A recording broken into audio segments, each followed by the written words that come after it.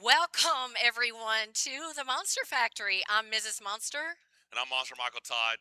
This is Monster Factory 6. We have 11 amazing matches, 22 hungry athletes, all 3 out of 5. It's pretty exciting stuff. Oh, my goodness. I'm very excited. So, Michael, give us a rundown in order. All the matches? Yeah. Okay. First match is going to be Trey Suit versus Greyson Prokopi. I'm excited to see that one. Greyson's a young stud, 17 years old. It's amazing. Gillian, been doing it longer than me, so that guy's got crazy experience. Versus Adrian Morrison. Jake Houston, Daniel Schwarz. Dakota versus Roger Learn, left-handed. It's Ray Brown and Raymond Lillemo, left-handed as well. It's going to be crazy. Right-handed match, Ryan Ballesteros versus Dustin DeWoody. Micaiah Paulk versus Richard Cogburn. We got Jeremy Parker right here from the Monster Factory versus Logan Bettinger. Bob Brown and Casper, Mirala Asloff all the way from Azerbaijan versus Lars Rebakin from Norway, and then the main event, Corey West versus Wallace Dilley. Oh, my goodness, that sounds very exciting. It's so exciting. But we're going to turn it over to Leonard Harkless. Let us go over the rules real quick and get this thing started. Thank you, Michael. All right, so we are using Monster Factory Super Match. And I'll give it to you really quick. The first thing is the elbow rule. Elbow up, down, no position gain, no hand change, no call. Now, by hand change, I mean if my elbow comes up and I re-grip, that's a foul. If my elbow comes up and I hook my opponent and back down, that's a hand change, that's a foul. If my elbow comes up and maybe my opponent's wrist flops and my elbow comes down, that's a foul. But if I just straight come up, down, no position gained, no hand change, no call. All right? Now, there is not a intentional slip foul. So if my opponent opens his hand and we slip, in traditional rules that would be a foul and no strap. Monster Factory rules, there is not a foul for intentional slips. So if we slip, we go to the strap, period. And once we're in the strap, every match that we have from that point on will be in the straps. You have 30 seconds to get a grip. At the end of 30 seconds, we'll give you a referee's grip. Traditional rules apply. Once I've set your elbows and your shoulders, if you move in a referee's grip, it's a foul. You get one foul, second foul, you lose. Once you're in a referee's grip, every match from that point on is going to be in a referee's grip. Elbow off of the edge, traditional rules. If your elbow comes off of the edge, that's a foul. It's only when it comes up and right back down, no position gain, no hand change, no call. Now, for protest calls, you have to initiate the protest while you're at the table. You walk over to your corner to talk to your guy over in the corner. No more protest. You have to initiate it while you're at the table. You get 30 seconds in between matches, so if you're hesitating, that eats into that 60 seconds. Okay? You get one protest that you lose. If you lose that protest, you're done with protest. If you win the protest, you still have another one that you can use in another match. Okay? So that's the way the protests happen. Michael, I think that's a good set of rules for the Monster Factory, and I'm pretty happy with it. I like it. Let's get this thing started. So, real quick, let's go over our sponsors real quick. 9 Line Apparel, amazing. They've always supported us here at Monster Factory. Infinity Functional Performance, these guys are amazing. They're going to turn me into something super special. Swerve Combat, obviously, so happy to have these guys involved. Grip Arm Sport, AK Athletics, and Danny Gillian, the Texas Twister, man. That guy's been amazing. He's always supporting us. Let's get this match started. Can you please call the athletes to the table, Leonard?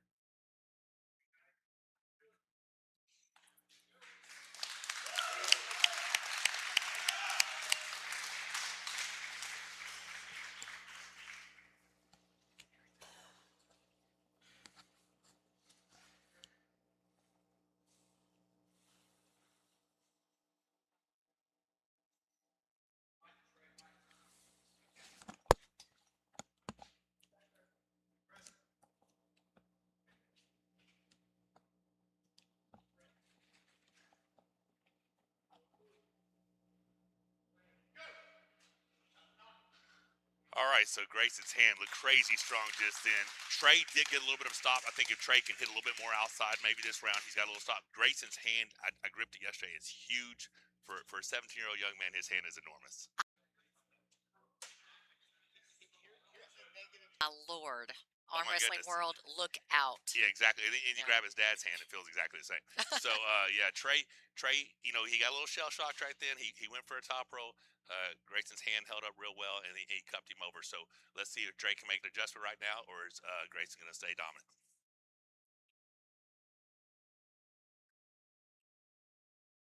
Guys, this isn't golf. Pick somebody to cheer for him. Let's see what we got here. Let's go.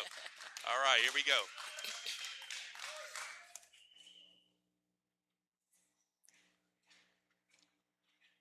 So, what'd you see that round, honey? I was just wondering, how long has Greyson been at this? Man, I think it's like 2 years or so. Like, he's real new. Now, Wow. Trey's been at it 4, 5, 6 years now. I don't know. He's progressed quite a bit. He won his last match at the Monster Factory, but he was down 2-0 and came back 3-2 to win. He sure did. So let's see what he can do this round. He is set up. This is a good time to talk to those folks that maybe not seen arm wrestling before. You can use your whole body. Yeah. So you see Trey with his pushing off the leg there. Looks like he's going to try a little bit something different this time. Ooh, okay, we got one elbow foul. One elbow foul on Trey. Trey went for an inside move for a shoulder press. You saw him setting up that foot against the leg. Looked like his elbow came right off the front. He's corner. Changing up again. He's changing up his visit. Oh, he's Nope, going back. push. All right, so here we go. We got to keep that elbow down. See if he can get through this.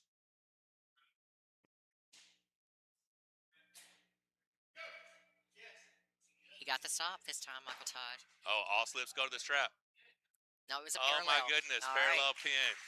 So All what right, happened there, if you're watching at home, he got the slip, but apparently his knuckles went right under the plane of the pin pad. A parallel pin is when the hand breaks the plane. It's imaginary line from pin pad to pin pad, and as you see in the replay, you can see that his fingertips went underneath that imaginary line. So that is 2-0 for Grayson. Changing up, he's changing up his position. Oh, he's going back. Trey looked good. He got a stop. He got a decent position. He looked much better that time. He definitely needs to try to find a way to get to the strap. Grayson's hand looks incredibly strong. I like his changing up too. Like, oh, he's That back. does look Yeah. nice. Great I job. like to keep that elbow down. The whole backdrop looks with the sponsors and everything. That's some good looking stuff. We got world class head, probably the best referee in the world of Leonard Harkless as our head ref. We got Nathan Williamson as our outside ref. There you go, Trey. Trey turning it up a little bit. Here we go. Get fired up. So this is what he did last time. He lost 2, came back and won 3. Let's see if he can do anything here. Come on, Trey. Find your way in this Grayson's match. hand looks strong. He looks comfortable. So these guys have 30 seconds to get their grip. If they do not get it, then it goes to the referee's grip. And yeah. every match after that, if it continues. If it continues, yes.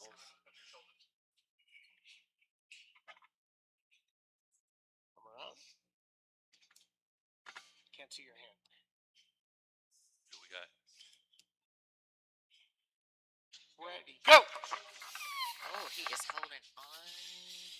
All that's still in it. Oh, he just touched it. There you go. Wow. Elbow foul before the pin. Elbow foul before the Elbow pin. foul before the pin. That's a saving grace for Trey right there. Looks like Grayson's hand is incredibly strong.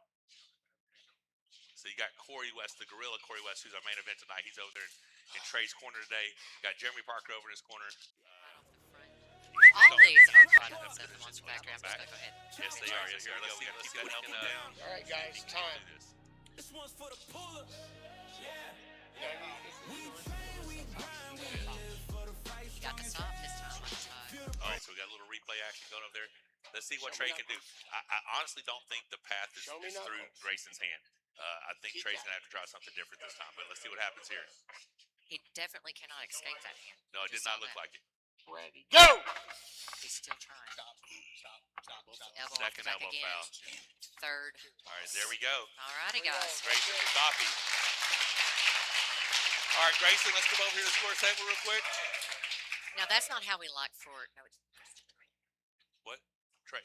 All right, Trey, come on over here, young man. Let's talk to you real quick. Hop in here, young. So, what did you feel today? Is fucking strong. Okay, so his hand is strong. Lead. Yeah, sorry. Strong young man. You prepared hard for this match. Yeah.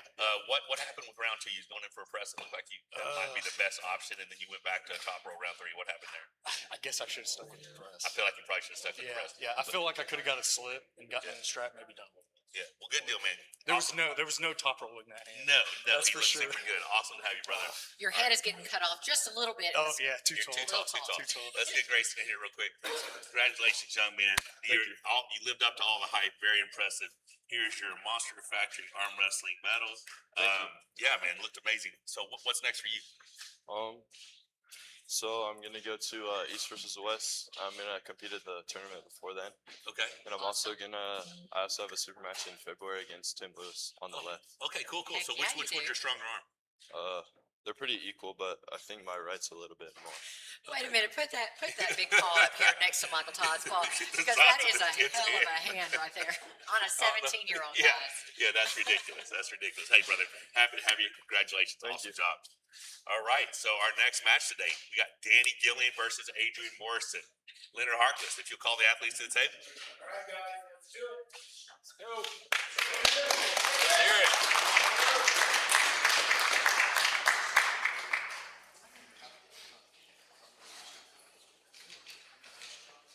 So, like I said, Gillian has been arm wrestling for like 40 years now.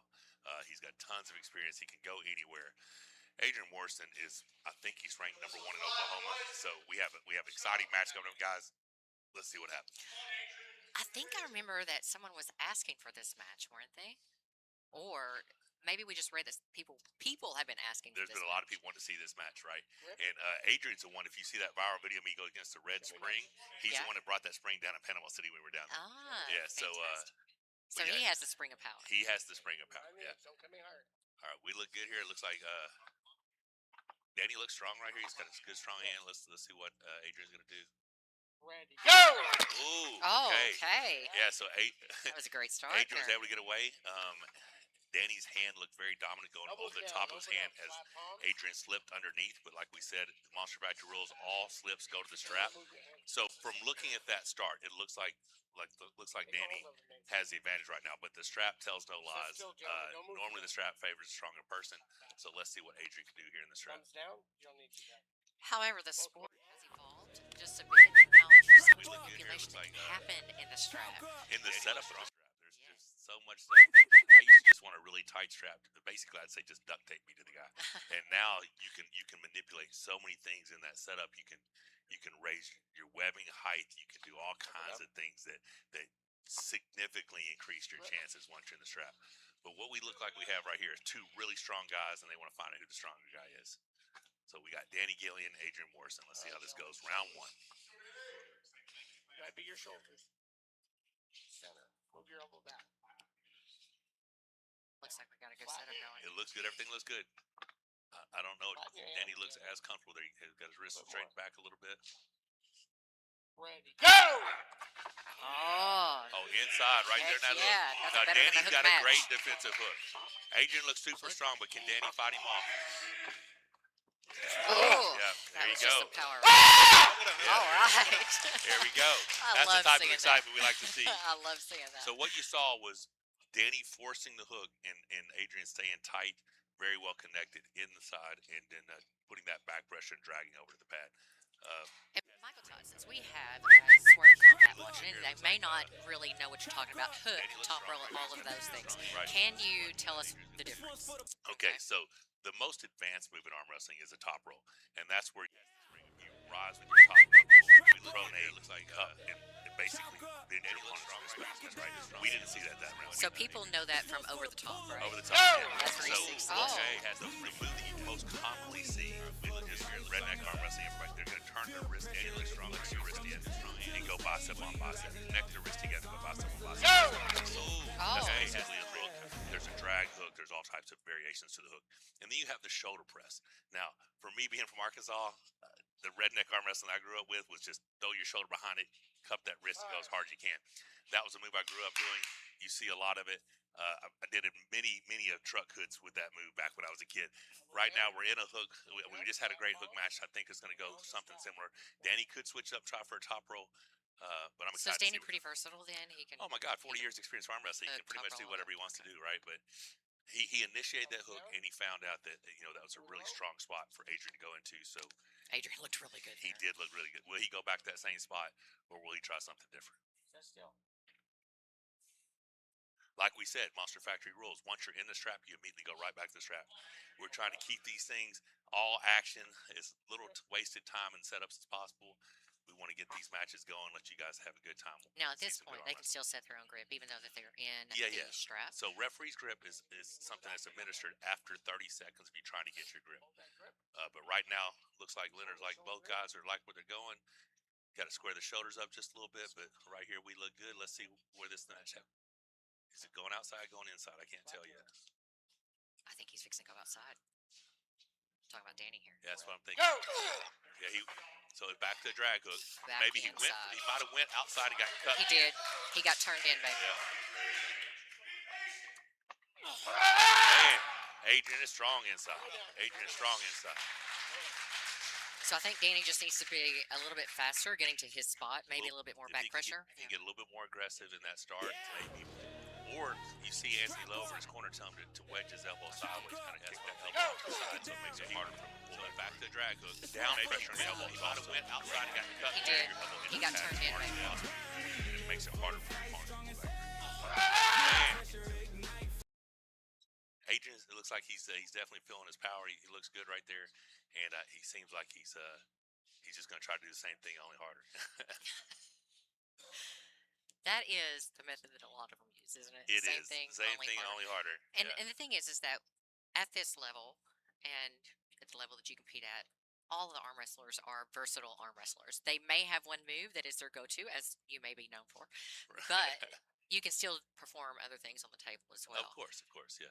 But you find your sweet spot and you make it even better. Yeah, basically, you have your ace move that you want to go to, and you're hoping that that's the one that works. But if it doesn't, then you got to switch things up. And I think that might be what we're going to be seeing with Danny Gillian today. I think he's been trying to hit his main spot and hasn't been successful. So let's see where he goes now. We're back up for round 3. Currently 2-0 Adrian Morrison versus Danny Gillian. So I'm excited to have this thing being streamed, obviously on Monster Mike Todd on YouTube, but to have this on Swerve Combat right now, this is a whole new audience of people who've never seen arm wrestling at this level. So excited to maybe have these things more frequently and get some of these guys a lot more exposure, make them some household names.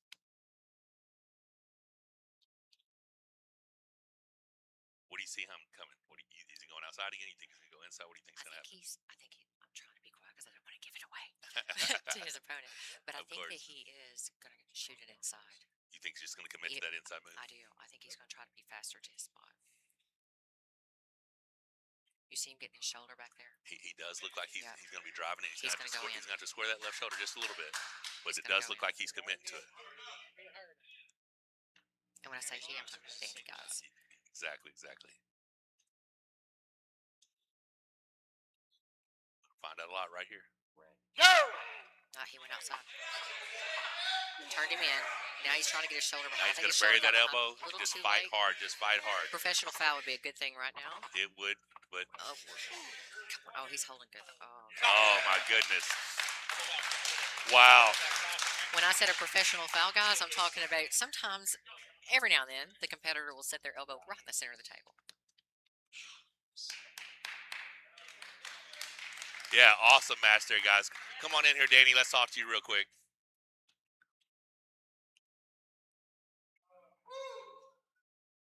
Yes, sir, brother. So, was that what you was expecting? Did you think he'd be that strong? Were you trying to go inside? I knew he was going to be there. I'd been a couple years ago. Mississippi State. Right. And then I placed Herney did East versus West, so thought I had a good chance. Right. But Herney's been getting better the last 2 years. So. I was expecting that. I just think the drag back at the very end is what was getting me. Yeah, because I didn't have enough back pressure. It looked like you were setting your elbow real hard to the pad, and you were kind of wedged in, and then he would have that little bit of just back pressure to open at up the very end. Yeah. So I was trying to hit up top, just strap kept me from going there. Yeah, it looked like he had a lot of connection and was coming in hard. Because I saw after round 1, it looked like you were going to commit to that outside move, and you just couldn't get enough of his wrist. Couldn't get enough of wrist. Yes, sir. So what's next for you, Danny? I'm going to do Vegas in March. Okay. And then right after that, a week after that, I'm going to super match Tony Bishops. Oh, my goodness. Okay, where's that going to be? Is that in Alabama? Alabama State. Awesome. Good deal, man. Looking forward to that. He's about my age, I think. Yeah, right. So how Father old are Time's you? called me a little bit. How old are you now? 61. I got 10, 61. No way. 10 grandkids with 2 on the way. There you go, brother. Well, hey, you're always $7. welcome to I'm the Monster envious. Factory. You bet, man. Yes, sir. Enjoy. God bless, brother. All right, Adrian Morrison, let's get you in here. Let's get you some of this hardware. Look at that pump on that forearm, guys. Yeah. Let's get that Oh, camera. wait Check a out that minute. forearm on that pump. There you go. Awesome job, man. Congratulations. Oh, get a medal. Yes, sir. You get Awesome. your Monster Factory arm wrestling medal. This is my favorite one yet. So tell me about it. Did it go the way you expected? What were you thinking? Yes and no. I do this weird thing when I'm about to pull somebody. I don't think about it till I'm at the table. Right. Because then I'll burn my adrenaline out. Because if I visualize it, I'll feel the adrenaline and then I'll get there tired. Right. So I blink about it till I arrive. So just you can go up there and try to do your thing, and if it works out, Yeah, I great. feel everything in the Yeah. setup. I'm like, all right, I'm in it, or I'm in trouble. I didn't feel in trouble today. Yeah, your arm But looks I've been strong. wanting this rematch since 2022. Yeah, he was First saying locked he up. said he had got you the last time, and you Yeah. were looking for this one. This is real life. They make it all worthwhile. Yeah. So Well, it what's was a next? good day. What's next for you, sir?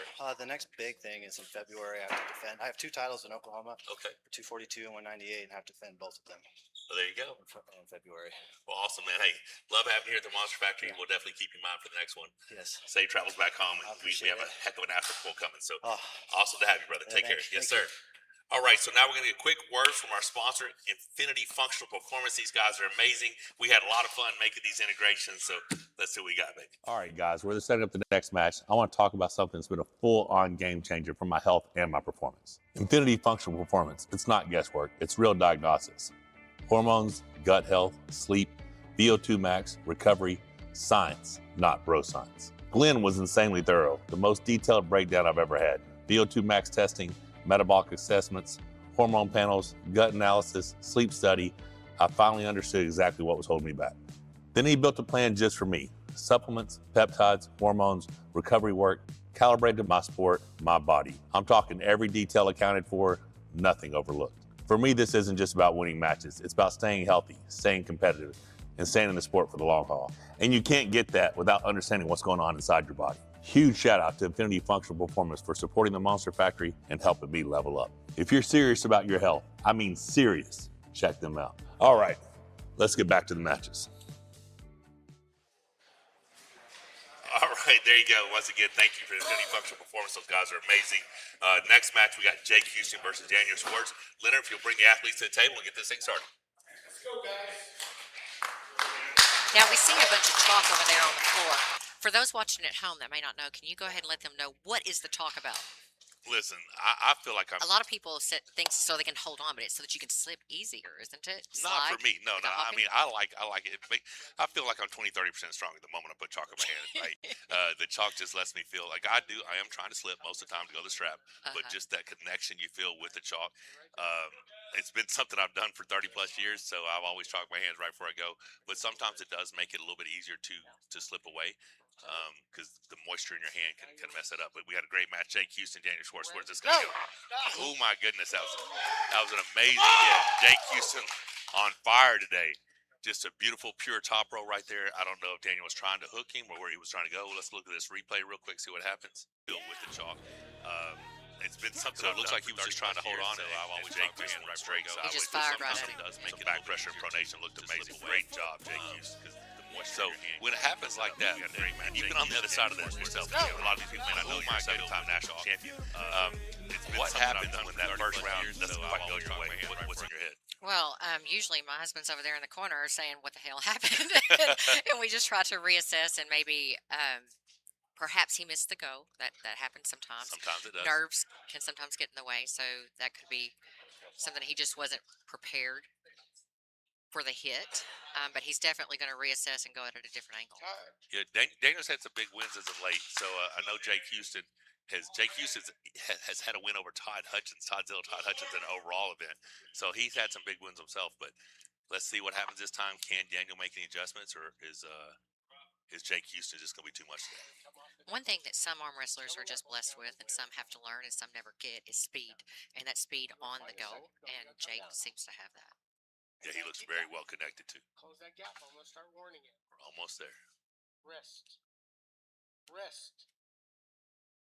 Ready. Go! Ooh, much better. Much better. Okay, Yeah. yeah. All So, right. isn't it crazy how one match can look one way and the next match can be so even?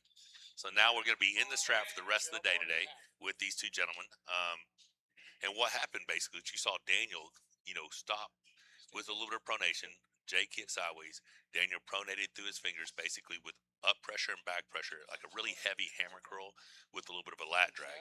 He was able to spin his hand out and get to the strap. So that's what we saw. Keep that, please.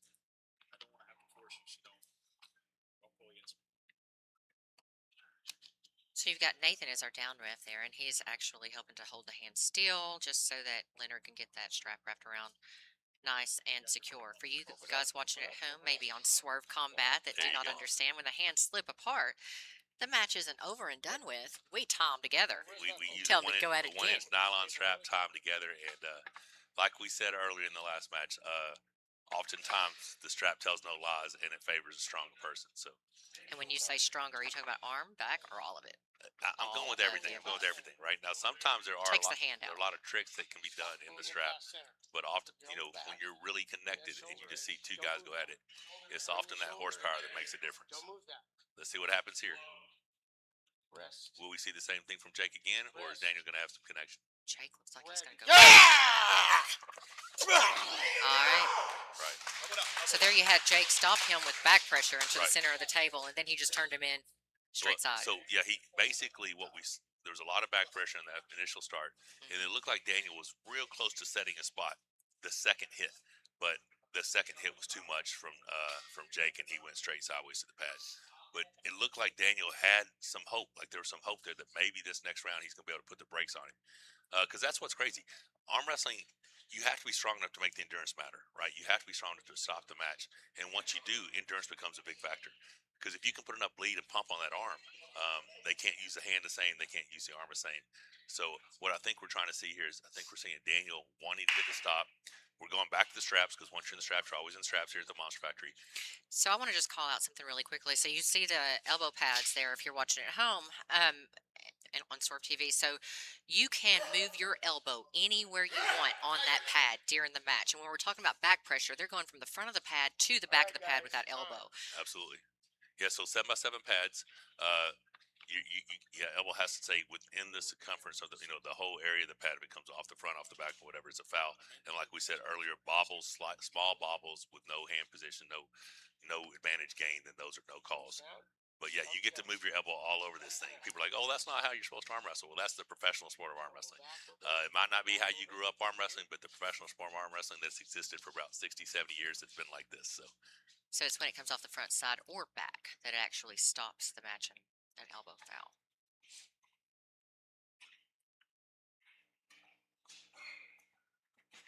Where's your sweet spot on that elbow pad, Michael? Where do you like to set up? Well, I start basically right front oftentimes, and I hit straight back through pronation engaged back pressure, meaning I'm going to connect with that strap. I'm going to pronate through my wrist, and I'm going to back drag you to my side of the table.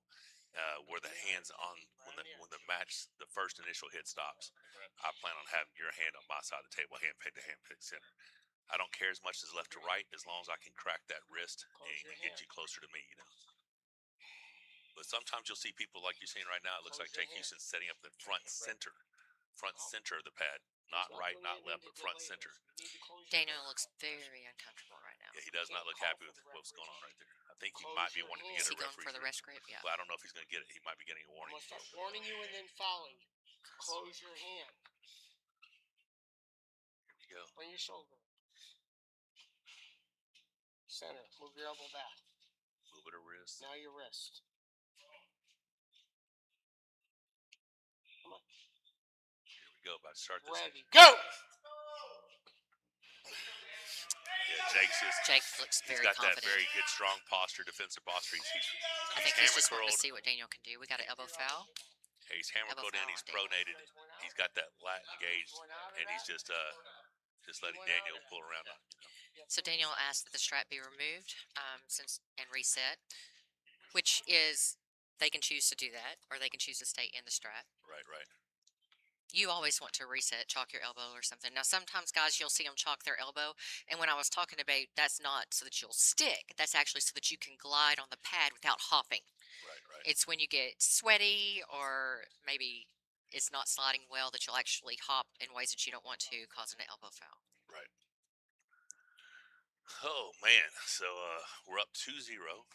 So let's talk about Daniel was trying. I think he was really trying to push for the referee's grip. But guys, you have to be You have to actively be trying actively trying to get a grip, and to he was negotiate a just grip. like Leonard Just liked letting go and Leonard letting. liked what he saw, and he's like, "Listen, you're gonna have to close your hand.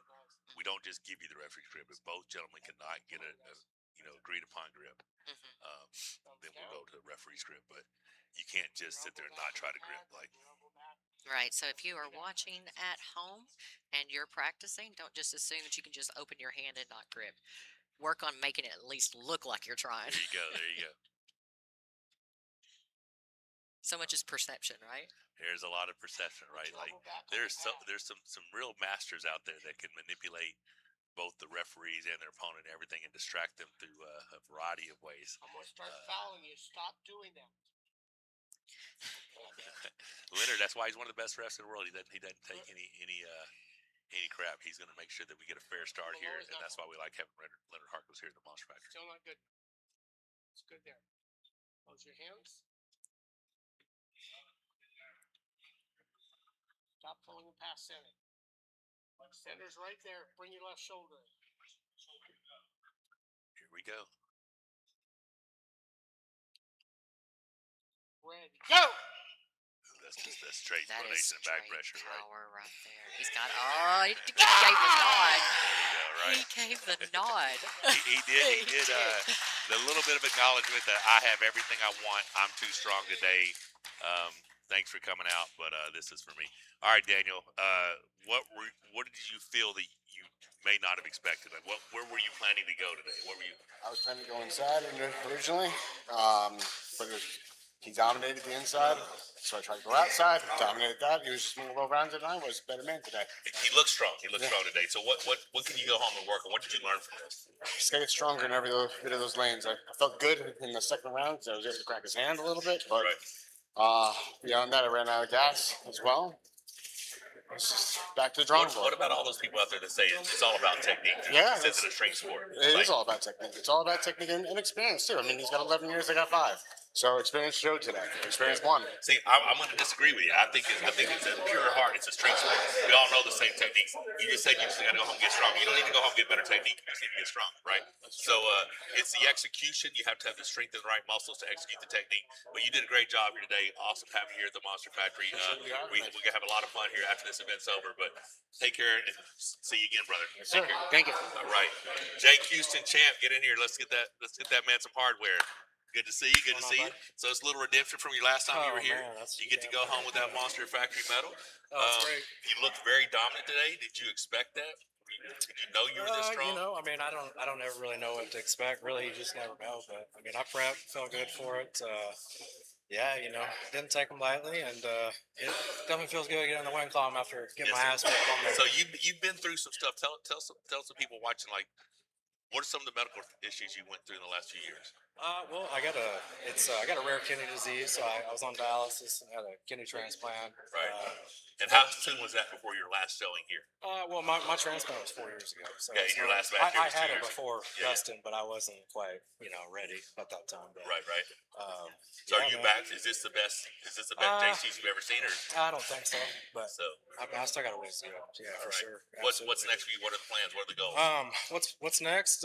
Next weekend, going up to Kansas City and going to support the Ryan Johnson's tournament for Bo. He's dealing with stage 4 cancer, and so we're putting on a benefit for him. And so, I just want to tell everybody that's watching, whatever, if you have a chance, to get out there, it's for a great cause, man. Bo's been in the sport for One of my fellow arm Absolutely. wrestlers, yes, sir. a really long time, man, and he's done a lot for a lot of people and stuff. So, so I'll be on there next weekend. I don't know if I'll pull or not yet, but Right. after this, but Depends on how much after pulling you get tonight, right? yeah, that's true. I can't. Yeah. We'll see about that. But All right, brother. Well, and then, congratulations. I appreciate it. Yes, sir. Always And a pleasure to have just you want to with give us. a shout out to my son Noah. Daddy loves you, Aw. and I can't wait to see you, buddy. We Hi, definitely Noah. represented today. You definitely All right. represented. God bless, brother. Take Go, care. baby. All right. Woo pig, woo pig. Woo pig. There we go. All right, man. Be I'll good. see you. Yes, sir. So this next match is our first left-handed match of the evening, gentlemen. So we have the already switched up to left-handed, and this is a last-minute replacement. One of the guys who are scheduled to compete here just a few days ago had to back out, and we had just saw this young man last weekend at the Southern States Arm Wrestling Cole Championship. Saylor. Cole Saylor, who just ran through everybody, won the He overall did. left-handed. I called him up, I was like, "Hey, dude, we got an opportunity here at the Monster Factory. Would you like to step in?" Without hesitation, he's like, "Give me just He 30 showed minutes. up. I'll call you right back."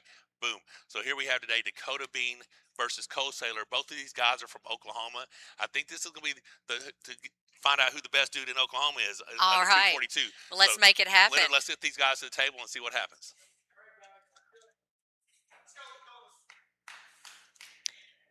So Cole was very impressive Yeah, so at our tournament last weekend. Dakota's about 235, and I think Cole's probably around that 215, 220 range. Uh-huh.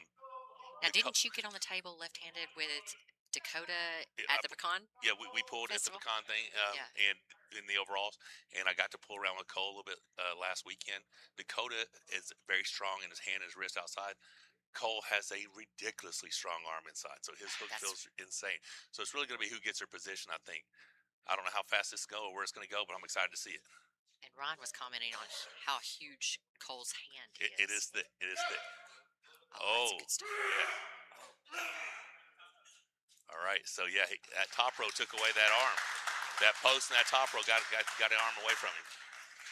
So that's what I thought could happen with Dakota's. He's so strong in that post, and it looked like Cole just kind of got caught sleeping a little bit on who gets their position. I think. I don't know how fast this goes. Where if Cole can change that up. And Ron was Either commenting slip on how huge Cole's hand is. It is thick. It is thick. Now, I want to talk about what we see over here in the I don't corner. know how fast this goes. You where see it's gonna go, but I'm excited to see it. Cole over there getting his arm massaged. That is to keep the pump down. It is, yeah, you get a lot of blood in there real quick, especially with the adrenaline, the emotions going on. That arm can fill up pretty fast. So we're about to switch sides of the table, come right back, and see if Dakota can get this thing rolling or whatever. See if he can keep that top row, or we're going to see if Cole can force that hook and make it arm on arm. But Dakota looks very, very impressive round one.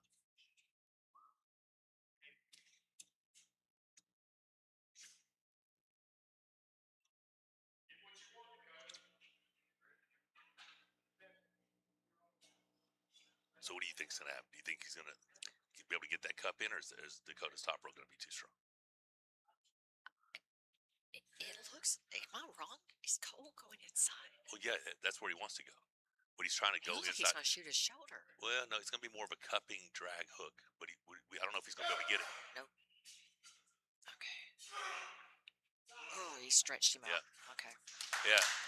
Dakota just Now- too strong. Dakota's post is ridiculous. It's super strong. Cole is going to have to be more aggressive. He's going to have to either slip, go to the strap, get tied to this man, and then just make it arm on arm. Because right now he's trying to hold on to him with his hand, and his hand is getting exposed to that pronation and that back pressure. Oh, he stretched him out. The hammer control that Dakota has with that pronation is getting Dakota's fingers off the back of his hand, which is giving him tons of leverage. And then as soon as he gets all that, he goes sideways and goes to choke line. So this is interesting because I know how strong Cole's arm is. If he can ever make it, if he ever get his arm in the mat, he can make this very interesting. He's Right just now, getting out and get off the go. well, yeah, he's trying to hold on. Knock out of position. Yeah, he's trying to hold on, and he's just getting beat in a leverage disadvantage. I mean, he's getting everything taken from him. He's going to have to be more aggressive. He's going to have to take some risk here. And by risk, I mean quit trying to hold on to the man, slip, go to the strap,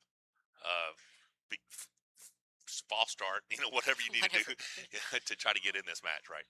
Because we know he's a strong young man. All right, here we go. It looks Dakota is looking strong. You can bring that shoulder in just a little bit, but he's looking like that post is solid as heck.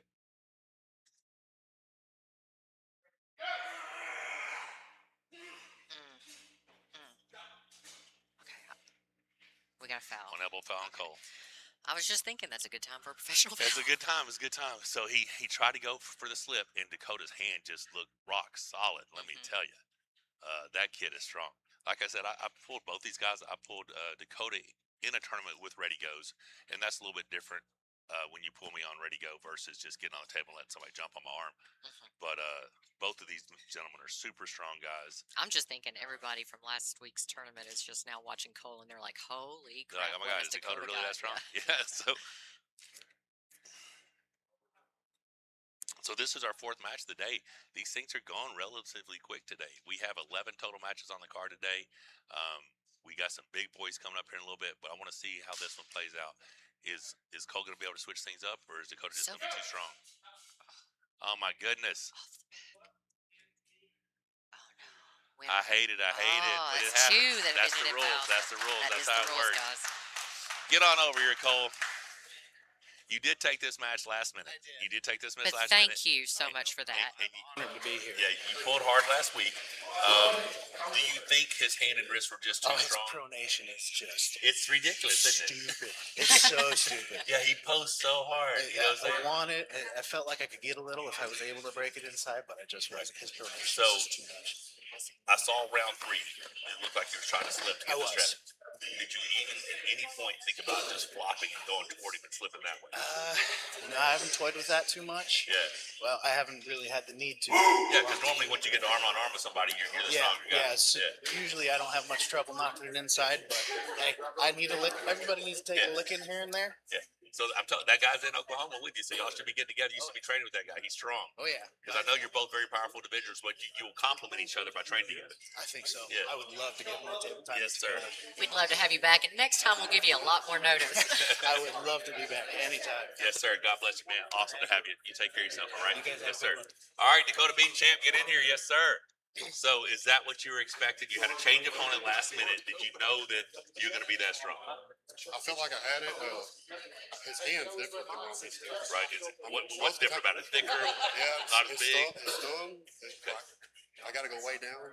So the shorter lever. Yeah. And, most of the people I can just top row real easy. Right. His hand's different. I felt like I was doing more of a hot hook. Right. Beat me. Yeah. Drive him sideways. It was He's impressive, man. strong, yeah. Very impressive. Let's get this man some hardware. Hand me that Monster Factory medal for this young man. All right, here we go. So I know this is your favorite one so far. Oh, yeah. So what's next for you? I'd like to pull Troy Brown. So All right. we were wanting to have. I think they wanted Roger to learn he was supposed to pull Troy, but you and Troy pulled. Didn't y'all pull at the tournament? That was a tournament, though. So he had a super match first with Gillian, and you beat him in the tournament. So you've yet to pull him in a super match yet? I like that match. Yeah. I think like that's that a good match a match lot. because Troy's a strong young man. Oh, yeah. Yeah. Awesome, brother. Hey, congratulations. Amazing performance. Looks super awesome. You're welcome here anytime. Thank you, man. All righty.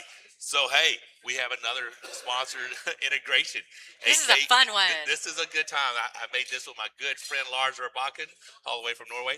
This is AK Athletics Integration. So, for this integration, I actually employed our Norwegian friend, Lars Rebakin, and I think Rob is actually calling that up to get it started right now.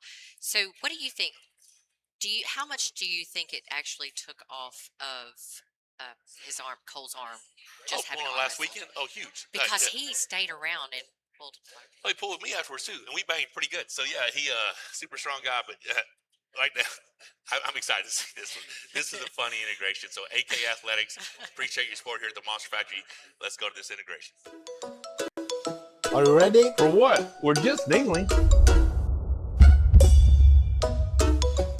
Softest landing ever. I almost felt that. These mats are elite. I feel protected. Heavy duty, custom made, and perfect for any gym that wants to train hard without worrying about injury. AK Athletics has everything from wrestling mats to full custom builds. All US made, all heavy duty. They keep us safe, but more importantly, they keep our grand safe. These AK Athletic mats are a huge win for the Monster Factory. Seriously, big thanks to AK Athletics for looking out for us and our family. All right, so I got to announce a match, but listen. Okay, that somersault was pretty awesome. 52-year-old, 290-pound guy somersaulting like that. Then talk about an athlete, let me tell you. All right, guys, so this next left-handed match, we have Cire Brown versus Raymond Lillemo from Norway. He came all the way over here. These guys arm wrestled a year ago. I know Raymond won this rematch. Cire Brown has just lost 140 pounds. 140 Now, pounds. he trains with Brian Shaw, right? He does train with Brian Shaw. You've seen this guy a lot. I think this is going to be a great left-handed match. Leonard, if you'll call the athletes at the table, let's get this thing going.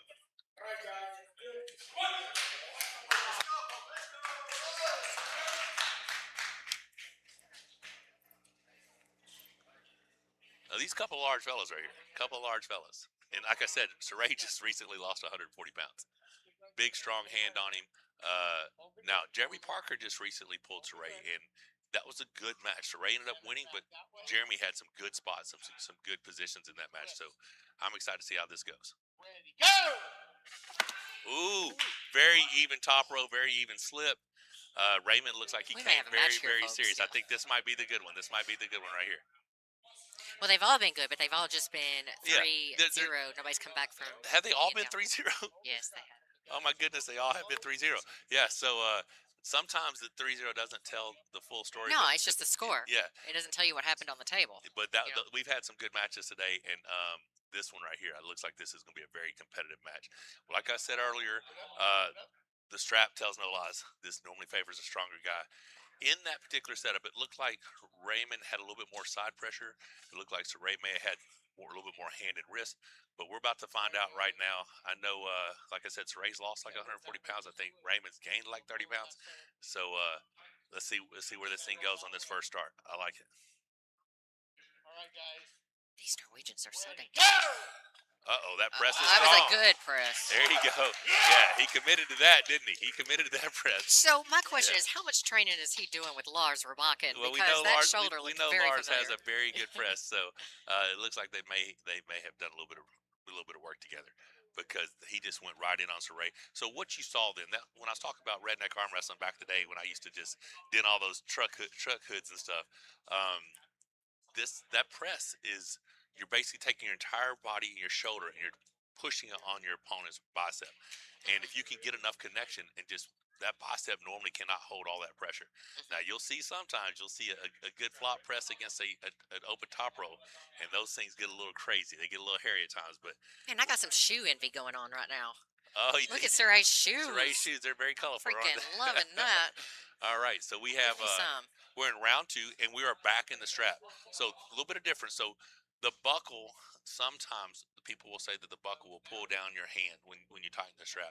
That normally matters for top rollers. I don't know how much that's going to matter with a flop press, and it looks like Raymond's going to commit to that same move again. Well, it worked once. It did work once, so And it worked well. he did all right with it. So is Cire going to be able to?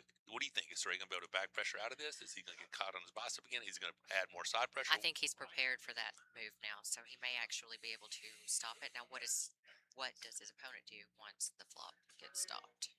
Well, if the flop gets stopped, it's going to be one heck of a match. But I do see Cire committing to a lot of pressure inside. He's pushing inside where he's matching that side pressure, so he might be negating the flop right here. I But believe he is. you have to start in the center table. The refs have to be happy with it.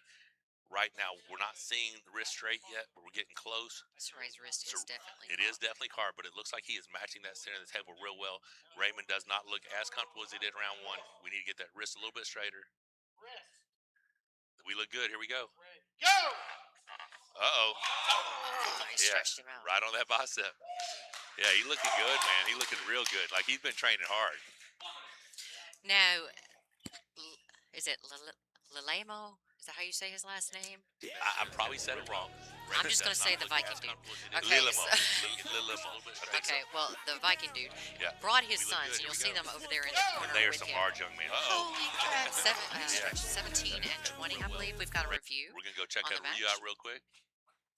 Not sure what we're reviewing for, but Maybe here we a go. shoulder contact, maybe Okay. elbow off the pad. I don't actually know. We're going to watch this replay right now. Everything looks good on my end. I don't know. It looks like Cire's elbow may have came off, which Okay. if that's the case, then you would get a restart. Right. But here we were saying that, this might be that one that goes back and forth, and right now we're up 2-0 again. So, Right. but like we said, 3-0, 2-0, it does not tell the score of what's happening at the table. These guys are very, very strong, and it's coming down to who can hit the position. And right now, Raymond is the one getting that shoulder committed and laying on Cire's bicep. So again, back to his sons. They're 17 and 20. And how tall do they grow those people? I don't know. The only time I ever feel short is when we go overseas to like Amsterdam or any of the Nordic countries. I'm like, why is everybody so tall? Because I'm a pretty big guy. Raymond does not look as comfortable as giants round 1. But these young men, a little bit straighter. You can see those we look those Nordic traits about. Uh-oh. See, that really wasn't a flop. He had wrist right now. Does not look as he wasn't He really had hand flopping. control there. Well, I don't know if it's full hand control, but you'll see as this replay happens if we see it. I don't know. I don't Does think it stand? Protest denied. Okay. Raymond does not. All right. 2-0 still as he did round 1. Back in the straight, just a little bit straighter. So if a protest is denied, We look good. Here we go. that Cire cannot protest again Uh-oh. throughout the match. Now, Yeah. Yeah. If each person has one protest. If they lose a protest, they no longer have protest. If they win the protest, they are not penalized, and they still have a protest they can use. All right, who's liking this match so far? Everybody enjoying themselves here at the Monster Factory? Let's hear it. Come on.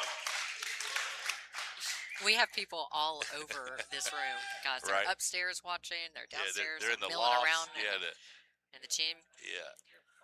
We don't have anybody working out right now, though. That's good. Oh, well, that's that's good. because I put the fear of God in You them. did do that. Like, listen, touch the we equipment. can't be having any of that happening while these guys. We got to respect these arm wrestlers while they're competing. I do like the Monster Factory events. I like the feel of them. I like the vibe, and everybody seems to have a good time. It's a very homey feel.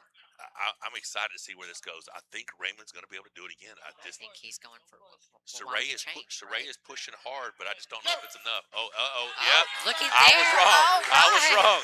No, Oh, got an elbow foul. off the back. All right. Okay. Yeah, that was a good move. Right as I was saying, I think he's going to do it again. Cire switched things up and went hard sideways with some back drag to pull him out of his shoulder. So I like what he's doing there. He's turned weight, so I don't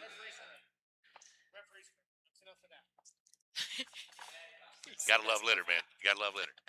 All right, guys, no fouls. So if you guys have seen the previous Monster Factories, we've had Luke Poulter, who trained under Litter Yes. for a number of years, and I can see now where Luke gets Yeah. his feistiness Right, from. here we go. They're closing up. Ready, go! Oh, look at that. Look at that. All Things right. turned around real quick. Yes, sir. So did he do exactly what you would have done? Because I know when you're going I would have against done a it fly earlier. business- I would have done it earlier. After round 1, I would have went straight to that. For But an- yeah, that okay. was very good. And, What he's doing is he's I can pushing see now with where enough Luke gets his sideways and he's feistiness dragging from. the hand. Where when he tries to drive forward, when Raymond tries to drive forward the press, he's not connecting. He's pulling his hand away from his shoulder.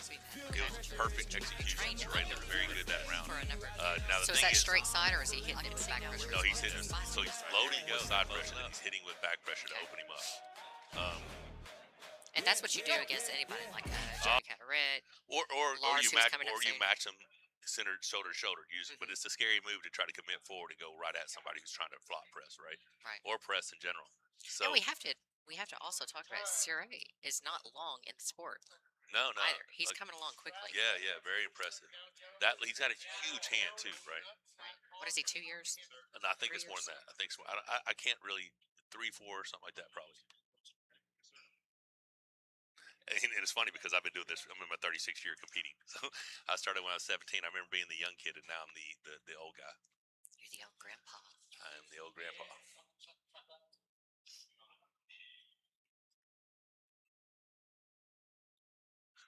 All right. I'm telling you, I thought we really need a shot of those shoes. I'm loving those shoes. Now, referee's grip. Thumbs down. Take this out just there. Shoulder in. Got those kicks. Don't move that. See those shoes? All right, here we go. Don't move. Can he do it again, Rebecca? What do you think? Is he going I to be think able he's to going match to do the it same again, thing. They're or both going to go the same way. They're just going to try to get to their move quicker, right? Ready, go! Nope. There it goes. That's a connection. So he needs to. Okay. That's a foul. Yeah. He So gave him a we do key. not have fouling losing here, which that might have been in other organizations. Oh, so no, the foul's on Ray off the front. Oh. I thought it was for. I thought it was King's humorous decline humorous. Yeah. Okay, so we got one foul on. Take this kink out. Right. Okay. So I'm gonna be honest, and I'm just gonna give you my 2 cents. I would probably protest that if I was Ray, because instead of him getting the foul, I think Cire was in a fouling position as well, so it could be offsetting fouls. But we're not gonna Because see Cire that. did not Let's come see up what when he happens. was Here we go. Pushing. No. Push it off. Just still, guys. I'm with you. Stop. We got coincidental. All right. So what you're having, the referee's grip, there is no movement, but both guys were moving at the same And time. that's from the So it's- elbow. I mean, from the shoulder to the Yeah. fingertips. So it's coincidental. No call. So you're closing me first. All right. Closing Cire first. About to close Raymond. Raymond wants to over his knuckle. Let's see what happens. Ready, go!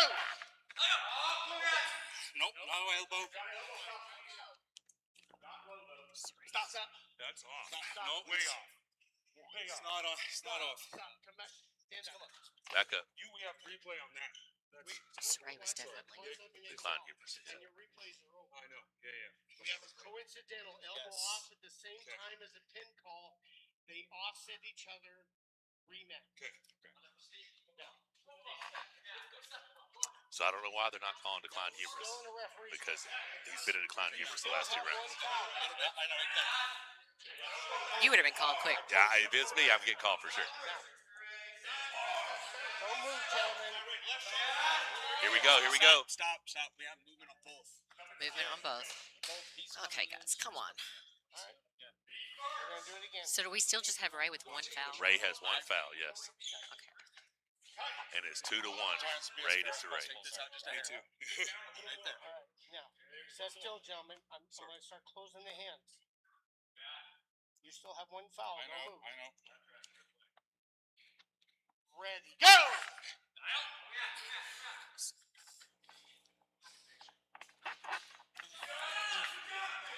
That's below. Touch there. Yes! Elbow down. That's good. That's good. Good pulling. Yes, sir. You guys are free. There you have it.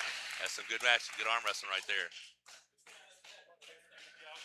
All right, Cire Brown, let's talk to you real quick, buddy. Strap up. Chalk up. Lock it down. Man, you came back round 3, looked like you had a little something there. So were you expecting that hard press that he had? No, not at all. Yeah. So he didn't press at all when we were in Atlantic City. Right, So I knew he was a posting top roller. So Right. that's all I prepared for. right. So I came with the wrong game plan. But made the adjustment in round 2. Right. But not as effectively as I wanted. I would say when we're in the ref script, need to pay attention to more of that side pressure loading that's going on. Outside of that, bang up job by Ray, fucking awesome. How you feeling being this lighter version of you? Feel weird. It's an adjustment. It's a for little sure. bit different setup on the table too, Yeah, right? I'm way tighter than I'm normally accustomed to, right? Being so barrel chested, but it was an adjustment, and it's not the last. I absolutely love. Thank you for the opportunity to pull Of here. course, I'm man. so Happy to have you, man. like, It looked awesome. The right arm is a different story, so I'll pull around with everybody afterwards. There you tonight. go. All Yes, right. sir. Yes, sir. Hey, The left hand is the fun arm. So. happy to have you, brother. God bless, Appreciate you. man. Thank you both very much. God bless both. God bless you, sir. Yes, sir. All right, let's get this young man some hardware coming up. Let's go, Raymond. Let's see what you got, brother. That's the redemption you were wanting, isn't it? Isn't that what you was wanting? Yeah, I feel it for real. Yeah. So that press. So have You you can tell always, he's been pressing. Look at that chest. It's yeah. all full. Have you always no, had don't that mention press? Have you always had that press, or is that some Lars Rebakin training you've been doing? You know what? In the early days, I didn't have a functional wrist, Yeah. so it was unnecessary evil. Yeah. Everybody took my wrist. Yeah. So you it's had to learn there. it. Yeah. But I'm not 25 anymore, so you know the pain, I imagine. I understand. Yes. So sir. it's I used to say it's my plan, ABCD, right. because it works pretty well, but it's tiring on the elbow. Of course. But for now, Cire his hand is Big thick much hand. Big thicker. thick hand, right? Yeah. So I felt it in the first match. There's no way I can top roll it as I Right. usually do. So the press came in really handy today. It looked really good. It Thank looked you. I mean, the slip looked like you had position in the slip as well. Like that. Yeah, looked good I to me. have. But then once you got tied together, you're like, listen, we're gonna throw this shoulder at him. Yeah, And I think it was the right move because he wasn't expecting. He just said he was training for a posting top rope. yeah, I felt it. He has been training really good. Yeah. So he's done everything perfect to take me Yeah. in the top. So I'm really happy right now that I had the press. Of course. If And- not, I would have been. Well, that match was 2-0. He came back and got a round, first one yet that didn't go 3-0. So, what were you thinking when you end up losing a round? Like, what was in your head at the time? Honestly, I thought, okay, I'm fucked now. Because That is how it goes a lot of A times. lot of times, yeah. but I had a really bad strap in the third round. Yeah. So I thought, okay, I'll forget about it. He's stronger than me there. So I'll just do it again, just 10 times stronger, better. Same the thing, fourth only strap, harder, brother. That's it. Yes, sir. And you stayed in there committed. Like, you were Yeah. not going to let it go. So, I had one lane. yeah, that was it. Once you had it, like, we're going to let this thing, it's going to come apart or I'm going to get the pin, right? Yes. So I'm 100% focused on the elbow. Yes, sir. Pin. Well, God bless you, brother. Here's you some Muscle Factory hardware. Thank you. Happy to have you. Appreciate it. Glad you Happy made the to be trip. here. I'm excited to see more of you. It was an awesome job. Yeah. Thank you. All right, yes, sir. God bless, brother. Take care. Thank All you right. for coming. All right, so we are back to right-handed arm wrestling, and we have Ryan Ballesteros versus Dustin DeWoody. These guys are characters.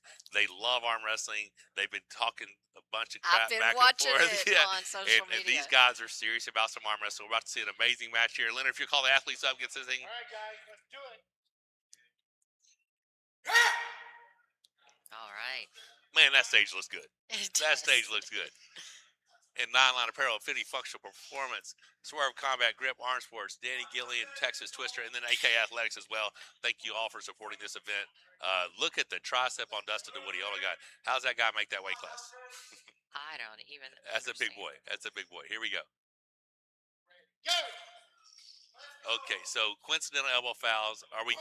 Will that? And we're going to go to the strap, right? So what happened is we had a slip, but both of these gentlemen's elbows came up like 4.5 miles. Yeah, I think I see Ryan with a bike guardian. Now you have one. I do. I don't arm wrestle well with it. I lift well with it, but I don't breathe as well. I got to get more used to doing it.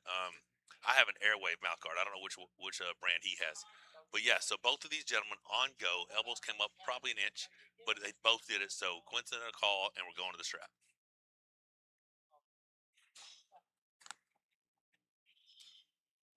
So Nathan is his job at this point is to hold those hands still just while Leonard Applies the strap. applies the strap, but they are still free to negotiate their own grip. Yeah, once they get the strap tight, because we're not in a referee's grip, they have the ability to get the grip that they want, right?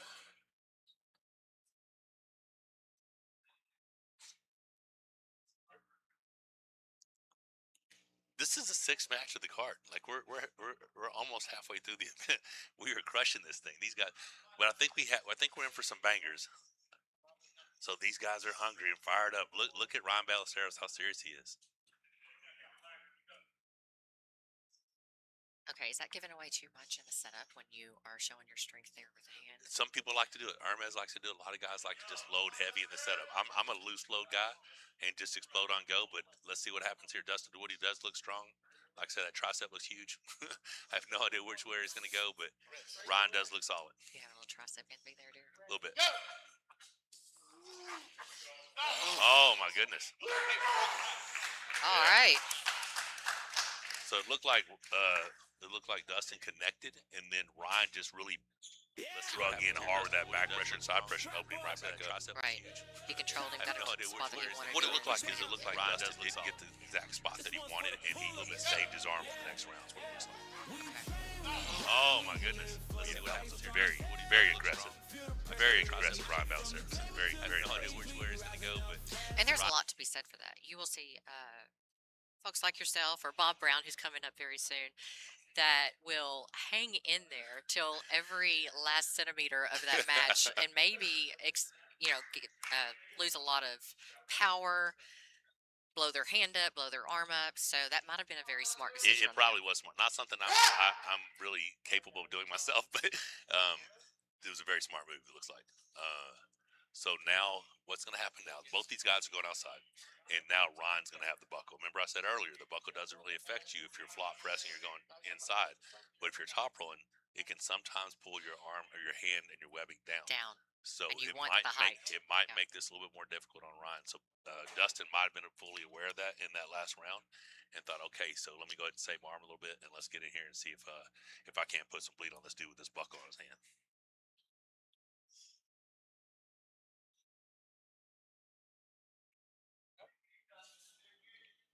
Now, straighten your ass. Right. So how do you feel about the buckle, Michael Todd? Listen, I've never cared about the buckle at all. I like the buckle because if I had the buckle, I get to determine how tight it is. And then for some reason, they stopped letting the guy with the buckle determine the tightness. Oh. Oh, that's solid. Stop. Man, Before the pin. elbow foul. Elbow foul. Losing position, elbow off of the front of the pad. One foul. Okay. One out of that. Tighten it. Okay. So listen, Dustin looks extremely powerful, but Ryan Ballesteros is aggressive. He is aggressive today. What can Dustin do at this point? Does he Well, just need to be? match his aggression. Just get in there and just go balls to the wall. Hit as hard as you can. Like he looks very strong. It just looks like he's playing defense, and that happens oftentimes when you're a stronger guy in your club. You get so used to playing defense, you don't hit. Ryan, in position. Dustin looks strong. Dustin looks That strong. looks good. This is a banger right here, guys. These two guys right here are fighting. Oh, that tells a lot right there. Ryan got some confidence, I think. Dustin's Ron looking is solid. Dustin's powering looking up. solid. Dustin looks solid. Oh, I think Ryan might have got the spot he needed. Oh, Elbow off the front. second elbow foul. So even before the pin, Yeah. his elbow went off the front. So second elbow foul on Dustin. He's still in this match. Now what's going on with Dustin's bicep at this point? It looked like it was getting pumped. So what we saw was some aggressive Dustin's side looking solid. Dustin's Dustin looking solid. Dustin looks solid. That didn't go too far. And what that does is I think Ryan might have got the body confidence. Like I just felt this dude hit me and my arm barely moved. Right. Dustin's looking solid. Dustin's looking solid. Dustin looks solid. Angle changes from Dustin. Whether he stays with his drag, Ryan might have got his body tries to come forward with his shoulder. I don't know which technique he's going to use. Dustin's looking solid. Dustin's looking solid. They are in a fight right here. This is a good match. Now Ryan Ballesteros is the one in the driver's seat. He's up 2-0, and he, like I said, he's been the more aggressive guy this whole match. So Dustin's either have to switch things up or match that aggression. I am going to say this. All right, guys, time. Ron may be breathing heavier, Yeah, well, which is surprising to me. He is breathing heavy and he is sweating. Well, a lot of that comes from all that aggression where we see Dustin being calmer and holding and being more defensive, and that aggression that Ryan is showing is basically taxing him a little bit more. But he does look super good. He looks confident. He looks strong. But Dustin's like, okay, this is when you're in deep water. You got to find out whether you're going to sink or swim right here. These some good matches. I didn't move shit. He went from right to left. When No, you're doing so good. You don't need to cry up here. You felt that shit. Hey, stop. All right. Whoa. All right. I love the mic on the table. Yeah. It's a mic on the table else, right? So what happens? Dustin just got that strap pulled down and it turned him up just a little bit, so he's lost a little bit of his pronation. Don't get me higher. But That's not where he wants to be. no, but I think we're about to see another hard fought match. Flatten out. Dustin's gonna have to come up with something. Ready. Go! Oh my God! Elbow up. Fishing game. One foul. I'm going to tell you right now, it looked like as soon as they called the elbow foul, it looked like Dustin was like, oh, hell. He's like, oh, I gotta do it again. Because it's like he's like, oh, it's almost like he submitted. You know what I'm saying? Foul was on Ryan Ballesteros on the go. So it looks to me like Dustin's committing forward. He's gonna try to. I don't know if that's the right move with him going so hard backward. Ready. Go! Oh, that's good. That's good. I mean, he is strong to hang out right there in that spot. He is really strong. God, try kicking it off. Just give it up, Dustin! He went off the ping again. Stop. I'm yelling at him. Don't worry. Hey, we're in it now. We're in Now, it now. Dustin just got that win. Ryan lost that round on fouls. How about See- Dustin looking at the referee saying, I'm yelling at him, don't worry. I'm not yelling at you. I'm yelling at him. I mean, he's strong in that spot. That was very respectful of you, young man. Yeah, I feel like he's like, we're in it now. We're in it now. Like this is where you got to dig deep. It's where you get to test that attrition, right? Yeah, so what I was saying is the people watching at home may not realize that this is actually a much closer match than what it may have appeared because Dustin was able to stop that just a couple of inches from the pad. Right. Where if the strength difference and the gap was much larger, he would not have been able to do that, would not be able to hold that there. So that was actually very impressive this far into Well, what we're seeing the here rounds. is now the buckle goes on Ryan's hand, and Ryan's been predominantly top rolling. So Dustin's going to have a little bit of confidence going into this round. He did put the brakes on him. What does Forced Dustin need to do in this setup right now? Same thing he just did. Let that buckle get tightened. Pull Ryan's hand down slightly, and just don't quit. Just dig in, bury your elbow, and make this man pin you or foul out. But if he can get to a position where he can open up Ryan's bicep, then that's gonna be awesome. But right now, you know, you're seeing Dustin get on his bicep, but you see him holding on his bicep. Now, what are some of the tiny tricks that may be going on the table right now to try and get the advantage in that strap? Well, right now you look at Ryan. He's squatting down now. Is he resting or is he trying to get height in his hand? Is he pushing his hand up into the strap? I can't really see because Nathan's the downside ref is holding the hands. Now what we saw right then is you saw Dustin close up high into his hand. He's not over the knuckle, no, so now he's not even closing, he's not even capping. But he looks solid. Look at that knuckle going to the ceiling. I can't see who has a higher knuckle from here because of the way the camera angle. If you're new to arm wrestling, capping is when they cover their thumb with their knuckle, forefinger. yeah. Here we go. Go! So this is where that big strong curl that Dustin has. Yeah. Dustin's doing seated curls all day, 200 pounds for reps. This is where that bicep's going to matter. This is where that bicep's going to matter. But Ryan's looking solid. Ryan's looking solid. Oh, that's elbow foul on Dustin. Oh, my goodness, winner. Wow. Yeah, I guess it could have been hand peg height. Yeah.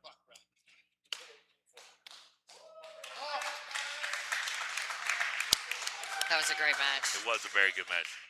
All right, guys. All right, Dustin, let's talk to you real quick, young man. Bro, you got to pump on those arms, don't you? Look at that. That was about it. Yeah, so I saw that bicep. I saw that seated curl bicep string holding on, looking good. I just paid off. Yeah, it looked good. I thought that's where the match would go. He's very fast off the start. He's aggressive. I catch a lot of guys off guard like that, and he has a lot of experience on me. And I've watched him since I was an amateur. Okay. So I've wanted this. Yeah. And I trained the bicep to catch it and pull him back across.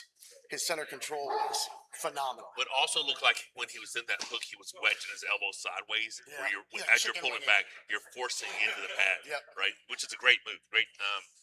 You look super strong. And felt so strong. after round 3, when he fouled out, I It was thought, gonna oh my God, interesting. this could get really interesting. I thought here. the same thing because I knew I'd weather it again. Yeah. So what made you decide to go open your hand up and try to come forward? And you caught the foul in a losing position. I know that was unfortunate. Yeah. Do you think you could have held out longer? Yeah, I could have lasted a lot longer. Yeah. And I was thinking I could last longer than him.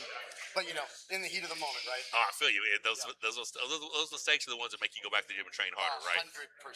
Hey, so You know, I want to come back at 198. It's where I really belong. I got as big as I could for this, though, and I you feel look great. big. Yeah, I'm sitting there. I had tricep in me. Oh, the I left trained left really, tricep really was just hard. sitting there popping the whole time. This so. was the my favorite, the best opportunity I've had in the game. Yeah, I good want to deal. come back again. For Well, sure. yeah, man, we're happy to have you. Great performance. You guys looked awesome. Ryan's an animal, boys. Yes, sir. God Ryan's bless, an brother. animal. Take Thank care. you, All sir. right, yes, sir. Ballesteros, champ, what's up? So you made the trip worthwhile, huh? Made the trip worthwhile. Get this hardware, young man. Oh yeah. Thank So, you so much. tell me about it. What did you expect? Was that what you thought was going to happen? Yeah. I mean, that's kind of that was my game plan. Right. First match, I was going to go right through him. He was able to catch it, so it kind of threw me off a little bit. Right. And then after that, after the first match, I had to change some things up, and I started being smart and analyzing things. He was getting into his position, and I just had to slowly let him bleed himself out. After round 3, and you fouled out that round, did you think, oh my God, I might bleed out and I'm not going to finish? No. So you knew the prep I was there. knew You I could only do it. had to do one more.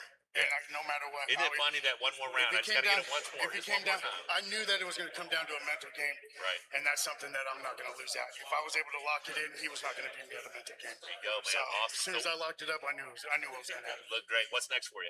I don't have anything planned, so you tell me, Mike. Yes, sir. Yes, sir. Put me up against anybody. I'm ready for anybody. All right, Let's brother. go. Love having you. Appreciate All you, right, Michael. man. Thank you. All right. Take care. God Thank bless. you so much. Yes, sir. Yes, sir. Ha-ha, the champ. All right, guys. So this next one, 9-Line Apparel. These guys have been supporters of the Monster Factory ever since we did our first nationwide tour in the RV. My good boy Damon Payne. You guys always take care of us. Let's check out this 9-Line Apparel integration.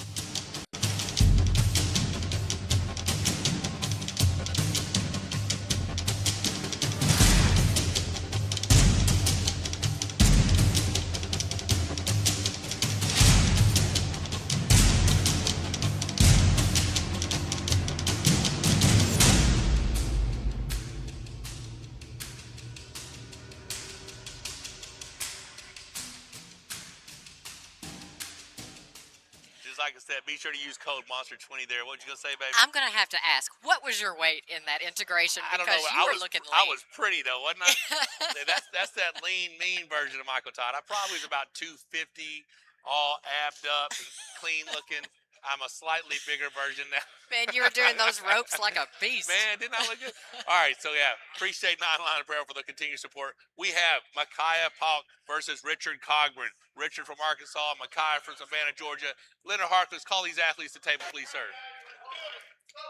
Now, the last time we had Micaiah here on the Monster Factory stage, he wounded his opponent. He did. Leroy Walker, he got a bicep injury round 1. Now, this is a slightly different match. We have Now, Richard Cogburn, Richard Cogburn's about 6'5", 300 pounds. big O hand. Just Arkansas strong boy. Let me tell you, this guy can do pull-ups on spinning handles, 2-inch spinners, super strong. I'm excited to see where this goes. He is a phenomenal top roller. His hand and wrist are super solid. He's won Arkansas State. He's won Oklahoma State. He's won Mississippi State. Recently, he's an Aries 64 super heavyweight champion. But Micaiah Paulk is insanely strong, like close to a 600-pound bench press. He can do it. He can do it all. Let's see how this goes. Oh my goodness. All right. So yeah, he is just he got really controlled right there. So and it wasn't even a top roll. Like that was more pronation and side pressure. That looked very good from Richard. Now I train with Richard, and I know how strong that guy is. Micaia just has to be able to get into his power. He's either going to need to slip, get to the strap, find a way to put all that strength that man has in his body up against Richard Cogburn. Cogburn is a leverage freak at 6'5". I told you his hand and wrist are phenomenal, super strong. Will he be able to do it again? Now, we can't see from here, but Micaiah Paulk has a boot on his left foot because he broke his foot recently from just overwork. He's been working real hard this summer, and it's just a stress fracture from continuous work. I don't think that's necessarily going to play a role since it's on his left foot. He's not pushing off that foot, but will he be able to get a stop? If he can get a stop, we're going to see a fight. He's just got to get in there, get around that hand. Get those shoulders square. If he can get in there and get into that thing, he's a strong young man. But Richard Cogburn looks solid. Look at that pronation engagement. He looks we got to get a little bit straighter wrist on Richard, but it looks good. He looks strong. Richard's also just so calm. Has he ever been aggressive in his life? He's about to be, it looks like. Right over the pad. Wow. Good showing by Richard. I'm telling super you. strong. My goodness. What a long way that man has come. So far. And that's why people understand. They've had 4 Aries 64 events, and they've had a 154, 198, a 242, and a super, and Arkansas has won 3 of those. The only one we didn't win was 198. And we had the 154 where we had brothers finish first and second, right? That's right. And they had Troy Brown and Richard Cogburn, who won the 242s and the supers, and they came from the same town in Arkansas. So Arkansas's got something in the water. I'm telling you, there's something going on here. Because look at Micaiah Paulk. Look at the size of that dude. He is so strong, and Richard Cogburn is just technically picking him apart today. Now, I'm telling you, if Micaia can put the brakes on him, if Micaia can get some fatigue in his arms, he might be able to do something. It's just he's going to have to stop the match this round. This is 3 out of 5. Richard Cogburn's up 2-0. This is the one that matters right here. Now, didn't I see Richard doing some pull-ups with fingertips only? Listen, Richard's 300 pounds, and he had 45 pounds strapped to his body, and he did like 6 pull-ups on 2-inch spinning handles. Crazy. I don't think I could do that. Like, that's insane. 345 pounds on 2-inch spinners. It's definitely some country boy strength for sure. All right, Micaia, look at Micaia. He's sitting in tight. He's sitting up super tight. If he can put the brakes on it all, he can be in this thing. Here we go. About to get started.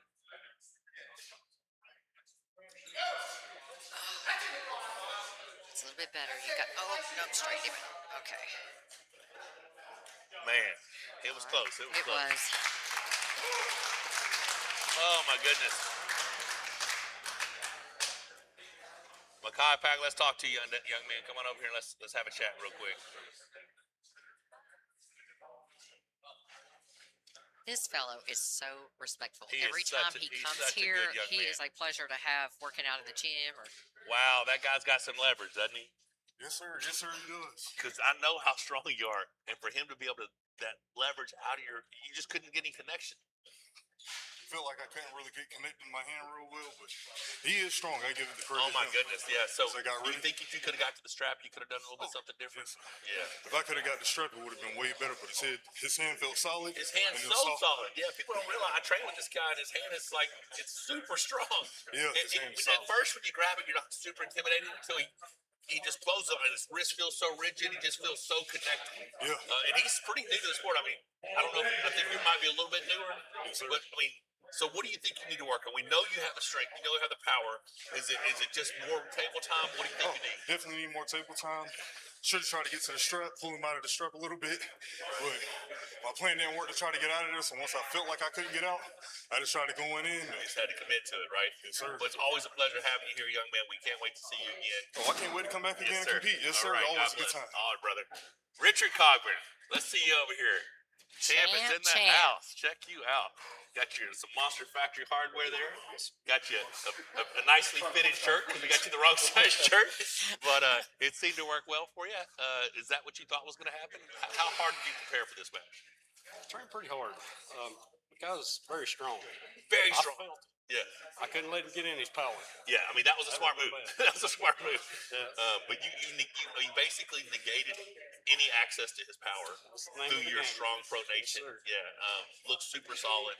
You know, we've done some training together. I tell people all the time how strong you are. What's next for you? What do you got? I'd like to call that Cire Brown. You want Cire Brown right-handed? I do. All right. All I right. hear that he said his left's his party arm, his right's his serious business arm. So you got it right here. You want Cire Brown right-handed? Is that what you said? All right. We might actually get to see that tonight with a little bit of after pulling. But I feel like that's a match we need to set up here at the Monster. I think so. Hey, God bless you, brother. It's always a pleasure. We'll be training together again soon. Happy to have you here. Awesome. Way to represent. Yes, sir. All right. So How excited are you about this match, Michael Todd? okay, so I'm pretty excited, and I'm gonna tell you, we have Logan Bettinger. Logan Bettinger has some. He got pretty viral with some pins on Devin Larry left-handed last year, and I watched this guy. He's so fast. He's so explosive. Those are left-handed. He's about to pull Jeremy Parker right-handed. Jeremy Parker is the only person I've ever seen post one video and it go viral. The very first video It's that baby face. very first video he ever posted on social media went viral. He trains here at the Monster Factory. He's been a regular here for the last couple of years. He's here with me when I had a hard time after losing my mom. And I'm super proud of this young man. I can't wait to see what happens. I think this 22. 22 years old. I'm super excited to see where this goes. I know he's got a big test in front of him with Logan Bettinger. But Jeremy Parker versus Logan Bettinger. Leonard Harkness, call these gentlemen to the table, please. All right, Logan. It's all you, Jeremy. What do you think? Like, I don't know what's going to happen. I have no idea. I know Jeremy is super strong, but I don't have enough knowledge on Logan. I know he's fast. I don't know how his hand's going to fare compared to Jeremy. Jeremy is versatile. He'll go anywhere. So right now, I see Logan getting a good wrap on the back of Jeremy's hand. Is he going to be able to contain him? Is he going to be able to flash him? What's going to happen? What do you think, baby? I think I can't speak. Oh, I'm excited about this match. I'm so excited about this match. Come on, Jeremy. Oh, my breath is caught. Oh, no, it's just hard. It's hard to watch. Oh, my goodness. Oh, my. Foul. How badly do you want to be cornering him right now? Yeah. Oh, look at that young man. So this is just round one. Logan knows what he's going to be up against right now. Yeah. I got a little bit excited there watching my boy Jeremy. Jeremy looks so strong. He's so both But of now these guys. watching in Logan's position. He went straight over top Pro Kings. He looked good. He's defensive. He adjusted well. Let's see what we're going to happen here. Does Jeremy still have that same hand and wrist? What's going to happen? I cannot breathe.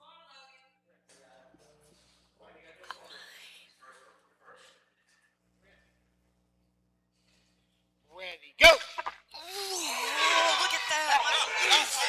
I think Jeremy. Jeremy, round one. All right, so that was troublesome though. That was troublesome. He's top 10. Logan surged hard. Now he did come off the back of the pad, but those surges, put that fatigue in Jeremy's bicep too. Like he stretched Jeremy's bicep out some. Now, what we saw was Logan secured the hook. Jeremy was not trying to hook. Logan secured the hook. Jeremy was offensive. He went to the side. Logan drug back. Jeremy held. Logan drug back again and almost. So the first pin, the first surge, you see Leonard reach down and call for the foul off the back of the bat. But then he does a second one. He puts a second surge into Jeremy's arm, which is going to put that fatigue on Jeremy's biceps. But both of these guys are young. They're hungry. Jeremy Parker's got round one. What can he do? Can he keep this going?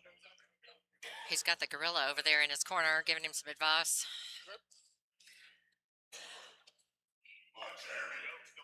So it looks like Jeremy has the fire off the start, right? But Logan's normally the faster hitter. Normally, Logan was talking about how fast he is. He's the fastest super heavyweight, he's really saying. Of course, I'm the fastest super heavyweight. But what's going to happen here? What's going to happen here? Let's see. Straighten those wrists up. We look good. His wrist. The wrist. Straighten your wrist. About his. Straighten your wrist. His wrist is good there. Come on. Ready. Go! Oh, Michael. Oh, my God. Oh, my God. Oh. Okay. Listen, what's that backdrop say? Monster Factory, where monsters become real? We may be looking at a very young monster right here. We're building monsters right here. Logan Bettinger's still in this match. He tried to hold on. I think he held on too long. He tried to force the hook. So you think he should have gone for the slip? Well, I think he should have definitely came back out the backside because what happened was he held on and Jeremy's cup, and then the pronation through the cup is what took his hand from him. So we did get Logan's bicep extended. I don't know. He got palm up, but it's not over. We saw what he did round one. Round one, the kid's super strong. Bettinger's super strong. But this is letting us know how strong Jeremy Parker is. This is big time stuff right here. Both of these guys are in this thing. This is where that adrenaline, that pressure. This is a mental game right now.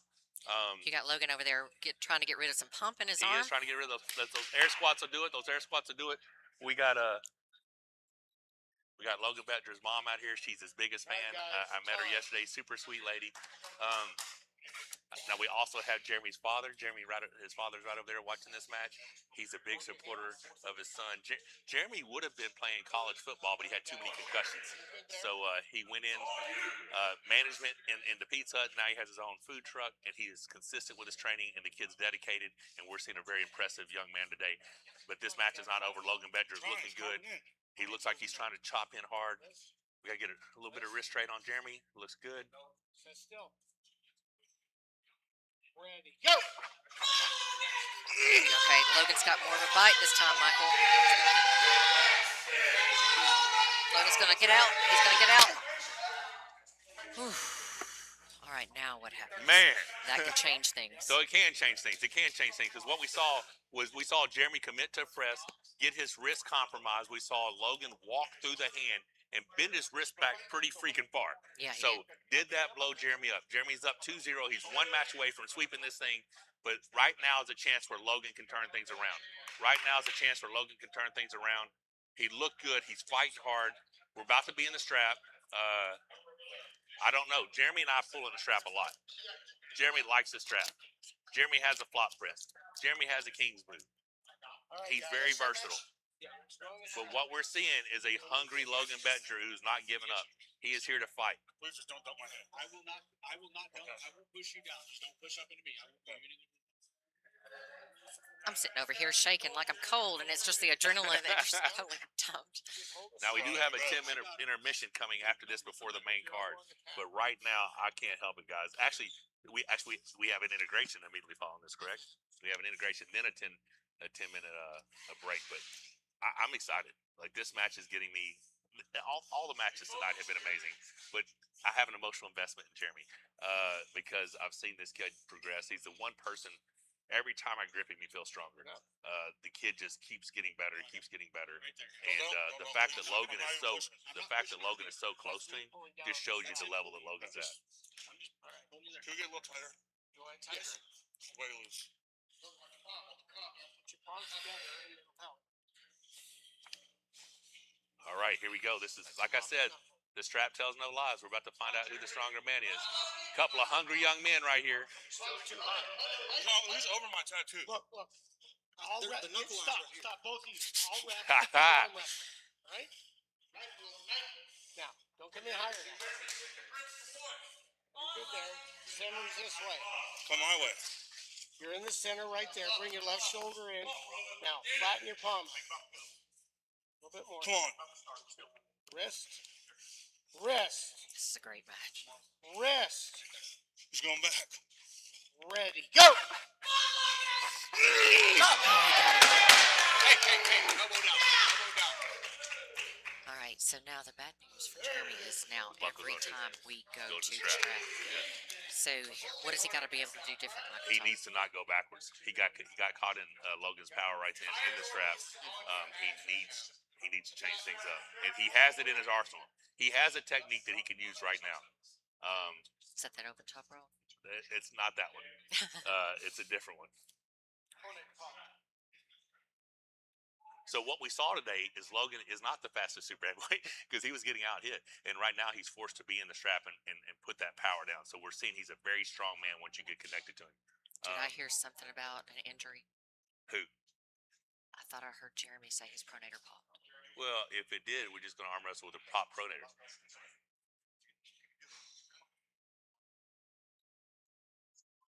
I didn't hear it if he is, but I saw him make a face. All right, guys, this one here is a good match. This one here is a good match. All right, let's see it.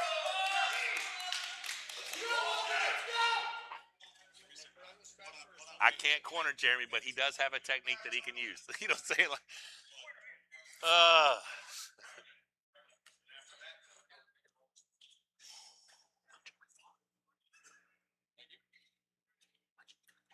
don't worry about it.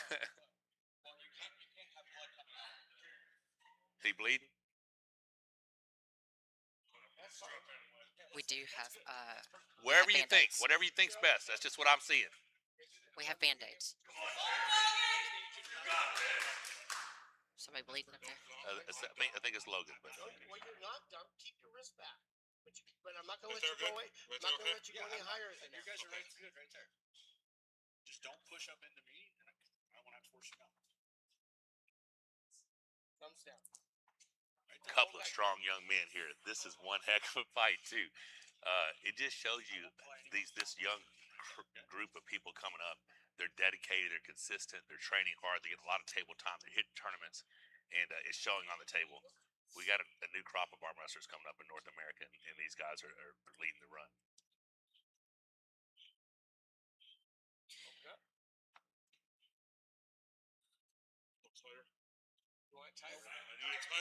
You have to both agree. Make sure you got that knuckle. Make sure you see that knuckle. Now, center's that way. There, is that good? Wrist. Come on. Moving your elbow, Doug, straighten your wrist. I'm straight. You're good there. Don't move. Ready. Go! Oh, he got him again, baby. Logan is looking strong. He got everything he wanted in that I told round. Yeah. I told Corey to go tell Jeremy to flop, and he flopped into a side pressure cup. So it's this is telling. This is telling. What can Jeremy do? Like what What angle? can he do at this point? See, he went for the flop, and he got caught into the wedge, and then he got off his arm. So if Jeremy can commit to some back pressure drag, holding on, and just basically hold on for dear life. See, that was he had to transition from the inside to the outside after Logan already had the commitment. So there was really no place for Jeremy to hold on to.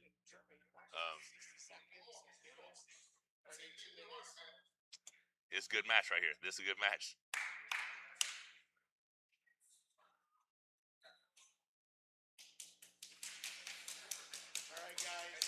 All right, here we go. Last round. Okay, so Logan's going into this round with definitely the confidence on his side. 100%. Where you can see Yeah. the confidence kind of left Jeremy's face a bit. A little bit. That's very telling.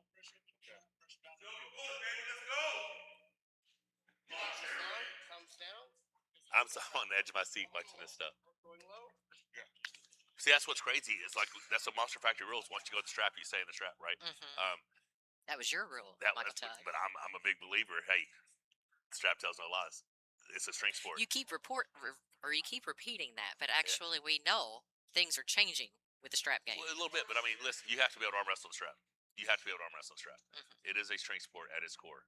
So once you get connected, you know, outside of the setups and things you can do in the strap manipulation, it comes down to, hey, I gotta be able to apply. I have to be able to apply my power. And we have Jeremy versus Logan right here, 2-2. First 2 rounds went to Jeremy, last 2 rounds went to Logan.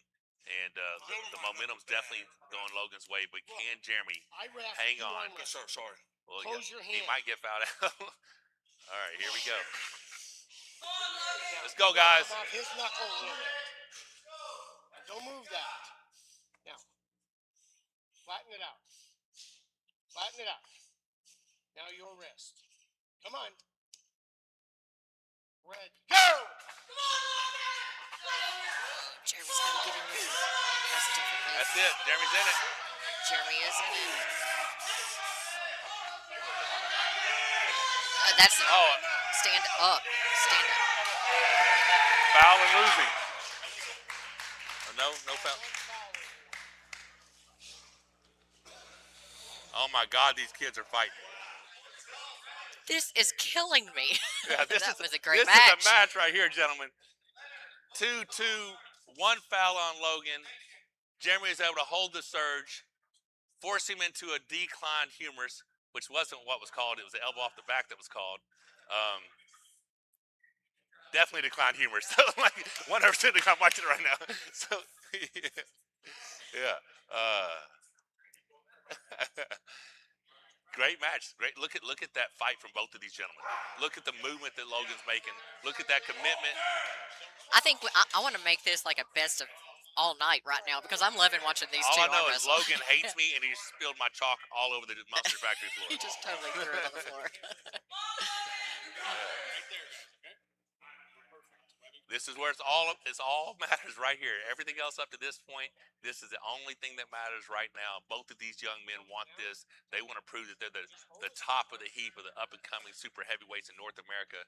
And Logan Bettinger is 1 foul away from losing it. he is 1 whole foul, thing. but he's also one But pin he's away. also, yes, 1 pin away from winning winning this the whole whole thing. thing. Can Jeremy put the same brakes on him he just did? If Jeremy can duplicate what he just did, he can pull it out. But Logan is going to be expecting that. He might be making some changes. He might be hitting harder. Same thing, only harder. I don't know. I'm liking what we're seeing. I'm liking what we're seeing from both of these athletes. They leave it all on the table. Where's the momentum right now? Well, so the momentum just swung Jeremy's way. That's what I But it thought. swung Jeremy's way, and you see Logan committing to a different style. So is he going to be forcing inside to try to get Jeremy on his bicep? The only, my opinion is that you're fine. Okay. But you're not on him. Now don't come in higher now. Center's that way. Move your elbow back. Now flatten it out. Move your left shoulder in. Oh my God, what's going to happen? Ready, go! Oh, that's what happened. That was fast, Michael. No. I'm challenging false start. No! Challenging all day, baby. That was fair! It was a good hit. We have a challenge. I mean, he's allowed to do it. He's allowed to challenge it. Okay, so what do you think? I don't know. I don't know. I think it was just perfectly timed. It could have been Michael Todd. perfectly timed. It could have been perfectly timed. So right now you've got Leonard Harkless reviewing the start of the match. He will be watching for the ready go when his hands move, but he'll also be watching when the first movement happens of Logan.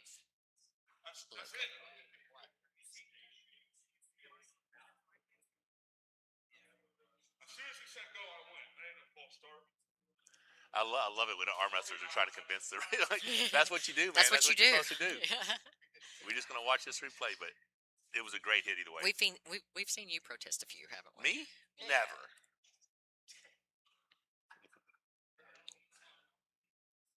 It's a great match. Either way, both of Phenomenal these men match. have shown Phenomenal up match. and shown out. We haven't got to see the replay. Only the refs watching it right now, so we're just kind of waiting. I think he's looking for the view that he wants. He's showing him different camera views.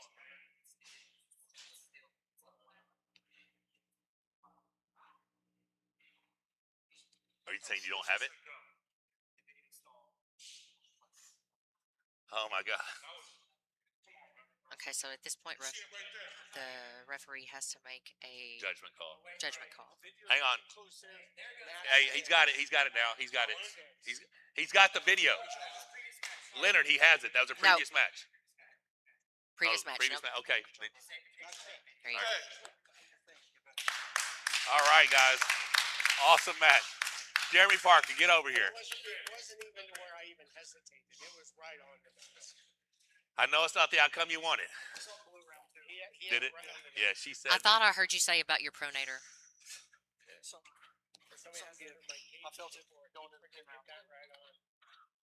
So tell me about it. Tell me about the experience. Man, it's awesome. I appreciate everybody tuning in, giving me the opportunity, Michael. This kid's a stud, man. He gets a lot of shit online, and he's grinding his ass off just like I am. Hats off to him for the victory, and I wish you luck in the future, brother. Hey, Great God job, bless you. Jeremy. I'm so proud of you, man. You have me on my seat the whole time. Brittany's getting you some ice. Go give it to her. All right. Okay. God bless you. Get in here, champ. Man. How was your experience at the Monster Factory? Great, dude.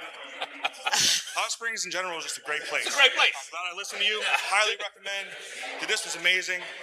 He's a big stud. You know, I knew for months. I've been friends with him for over a year since before the Super 64, the airs. Yeah. And I knew we were going to run into each other eventually. So I've been waiting. I've been watching. I've been studying. You made it happen. He really took me to deep waters, man. You know, I won that last one. That deep waters, dude. I was Great match. Great match. Fantastic. Like, phenomenal. So how old are you? 24. 24. Yeah. 22, 24. Are you guys a future super heavyweight in North America? Yeah, yep. Dude, we're going to be pulling for years. This don't mean shit. Like, this is just the first one, right? Just the One first of many. All right. Super thankful. Thank you, guys. Of Great course, event. brother. Hey, man, happy to Thank have you so much. Love that your mother supports you. She's Oh, here. dude. She said she's your My biggest biggest fan. supporter, man. Yeah, that's awesome. Rebecca, thank you. If y'all haven't been yet, go see Garvin's Woodland Gardens. All right. The Okay, lights are one more crazy. thing though. You got to go downtown to the Arkansas Walk of Fame and see what arm wrestling can do for you. All right. You got Monster Michael Todd right downtown, Shameless. next to Bill Clinton and Sam Walton and all that stuff. Hey, God bless, brother. Awesome job. All right, so before we take a 10-minute break, we're going to do an awesome integration for Grip Arm Sport Integration. Let's run this thing real fast. Appreciate All your right, guys. Well, we get this next match set. Let me show you something. You know I love supporting people who support our sport. And Grip Arm Sport, they've been backing arm wrestling big time. They don't just slap a logo on something. The quality's legit. Designed for arm wrestlers, strength athletes, practice, gym, tournaments, everyday life. What I really love is their mission. Grip gives back to the arm wrestling community, supporting events, athletes, and growing our sport. You want to support the companies that support arm wrestling? Show Grip Arm Sport some love. Grab a shirt or a hoodie, whatever fits your style. Check them out at griparmsport.com. All right, let's get back to the action.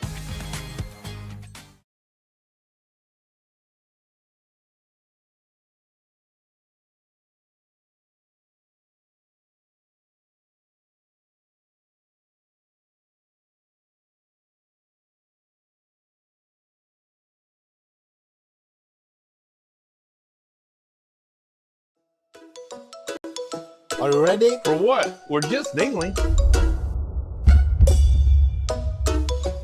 Softest landing ever. I almost felt that. These mats are elite. I feel protected. Heavy duty, custom made, and perfect for any gym that wants to train hard without worrying about injury. AK Athletics has everything from wrestling mats to full custom builds. All US made, all heavy duty. They keep us safe, but more importantly, they keep our brands safe. These AK Athletic mats are a huge win for the Monster Factory. Seriously, big thanks to AK Athletics for looking out for us and our family. All right, guys, well, we get this next match set. Let me show you something. You know I love supporting people who support our sport. And Grip Arm Sport, they've been backing arm wrestling big time. They don't just slap a logo on something. The quality's legit. Designed for arm wrestlers, strength athletes, practice, gym, tournaments, everyday life. What I really love is their mission. Grip gives back to the arm wrestling community, supporting events, athletes, and growing our sport. You want to support the companies that support arm wrestling? Show Grip Arm Sports some love. Grab a shirt or a hoodie, whatever fits your style. Check them out at griparmsport.com. All right, let's get back to the action. All right, guys, we're setting up the next match. I want to talk about something that's been a full-on game changer for my health and my performance. Infinity Functional Performance. It's not guesswork. It's real diagnosis.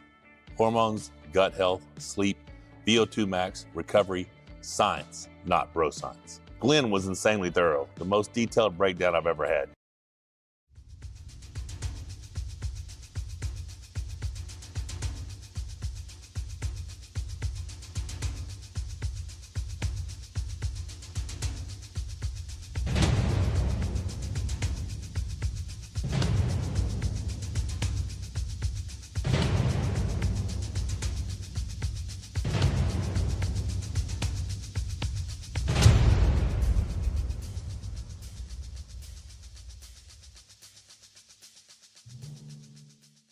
All right, guys, well, we get this next match set. Let me show you something.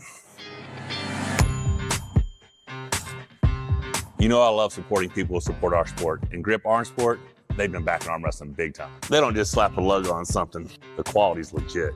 Designed for arm wrestlers, strength athletes, practice, gym, tournaments, everyday life. What I really love is their mission.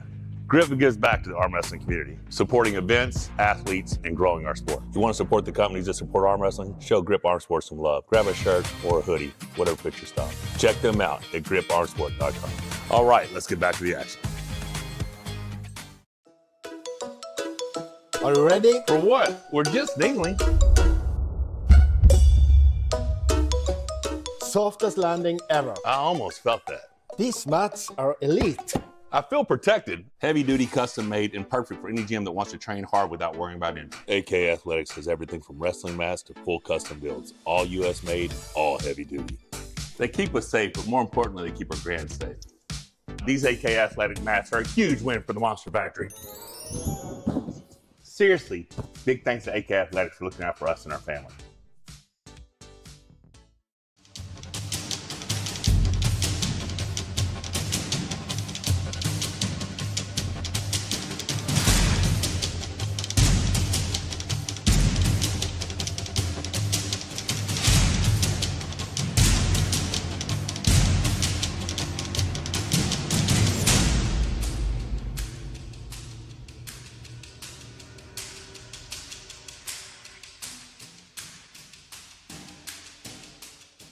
All right, guys, we're setting up the next match. I want to talk about something that's been a full-on game changer for my health and my performance. Infinity Functional Performance. It's not guesswork. It's real diagnosis.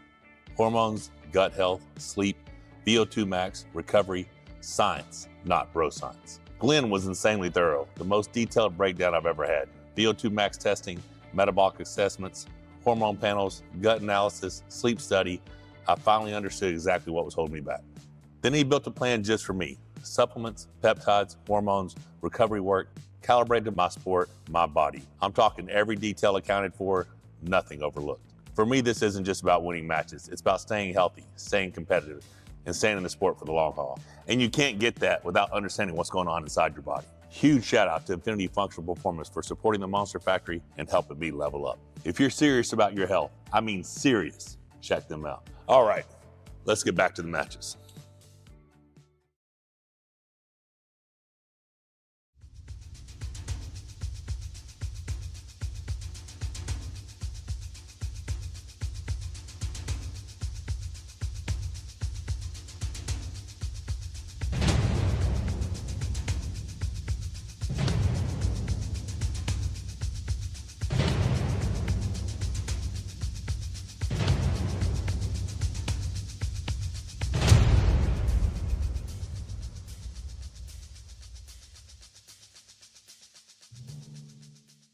All right, guys, well, we get this next match set. Let me show you something.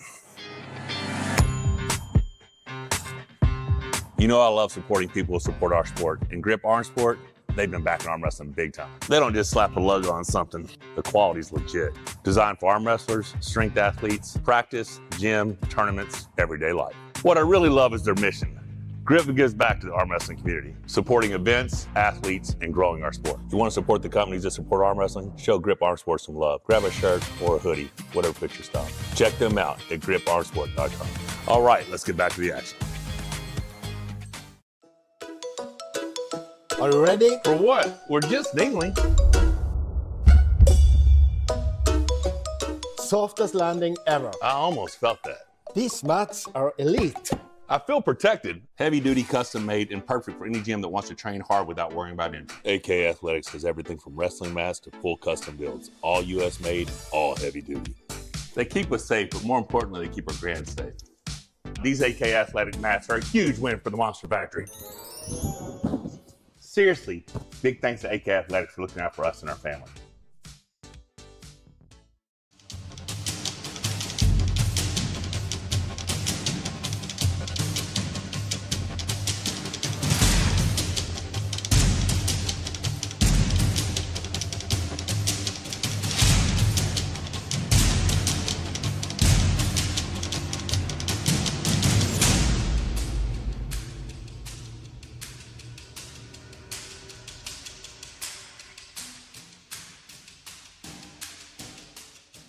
All right, guys, we're setting up the next match. I want to talk about something that's been a full-on game changer for my health and my performance. Infinity Functional Performance. It's not guesswork. It's real diagnosis. Hormones, gut health, sleep, VO2 max, recovery, science, not bro science. Gillian was insanely thorough. The most detailed breakdown I've ever had. VO2 max testing, metabolic assessments, hormone panels, gut analysis, sleep study. I finally understood exactly what was holding me back. Then he built a plan just for me. Supplements, peptides, hormones, recovery work, calibrated to my sport, my body. I'm talking every detail accounted for, nothing overlooked. For me, this isn't just about winning matches. It's about staying healthy, staying competitive, and staying in the sport for the long haul.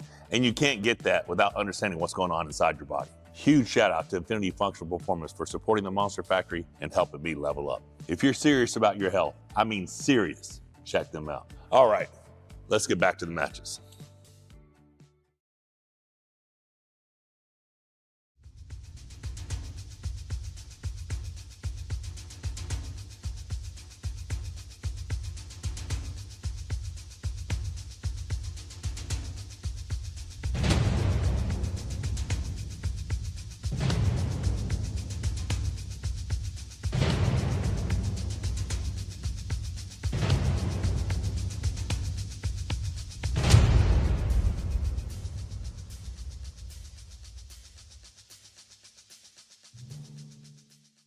All right, guys, when we get this next match set, let me show you something. You know I love supporting people who support our sport. And Grip Arm Sport, they've been backing arm wrestling big time. They don't just slap a logo on something. The quality's legit. Designed for arm wrestlers, strength athletes, practice, gym, tournaments, everyday life. What I really love is their mission. Grip gives back to the arm wrestling community, supporting events, athletes, and growing our sport. You want to support the companies that support arm wrestling? Show Grip Arm Sports some love. Grab a shirt or a hoodie, whatever fits your style. Check them out at griparmsport.com. All right, let's get back to the action.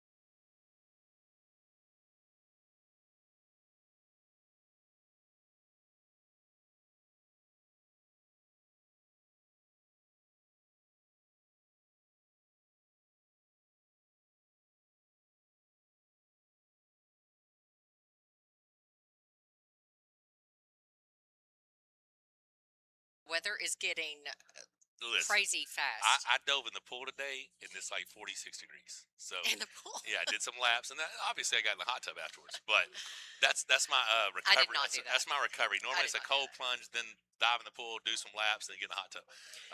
Now, I'm very excited about this match. Now, Bob has never lost a round Bob at the Brown Monster Factory. is undefeated at the Monster Factory, and He hasn't lost a round. I asked him. I said, "Who do you want to arm wrestle?" He said, "This Cole Casper kid is really strong." So we're about to kick off this main card. Bob Brown versus Cole Casper. This young man, I think, has something close to like a 400-pound bench press or something. What? It's ridiculous. It's ridiculous. What does he weigh? $105?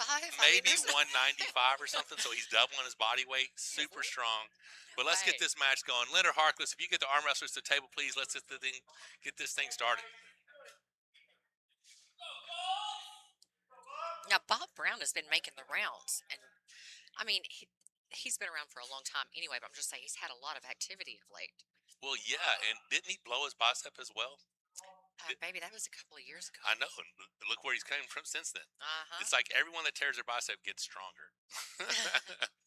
He is also a open top Super rope, yeah. 64 winner. Who is? Bob. Didn't he win? He won the, I don't think so. No, I believe he did. I don't think he did. No, he probably won a tournament that happened at Super 64. Okay. Here we go. This is gonna be good. So I think Cole wanted to go inside, Bob wanted to go outside. Oh, they're both going outside. Both going outside. That's a nice strap. Yeah. That's some good side pressure hit from Cole. Now, what I know. Fingers bunched up a little bit. Bob looked like his pronation and stuff helped. What's up? So Bob was happy to be on this side of the table, but Bob has also got an awesome open top roll. Does he? My God, does he? Yeah. King's move. Well, I mean, if you It's, want to call it a King's move, King's move's technically an illegal technique, so it would be an open top rope. I think I've seen some King's moves here, baby. We have seen some today. I don't know.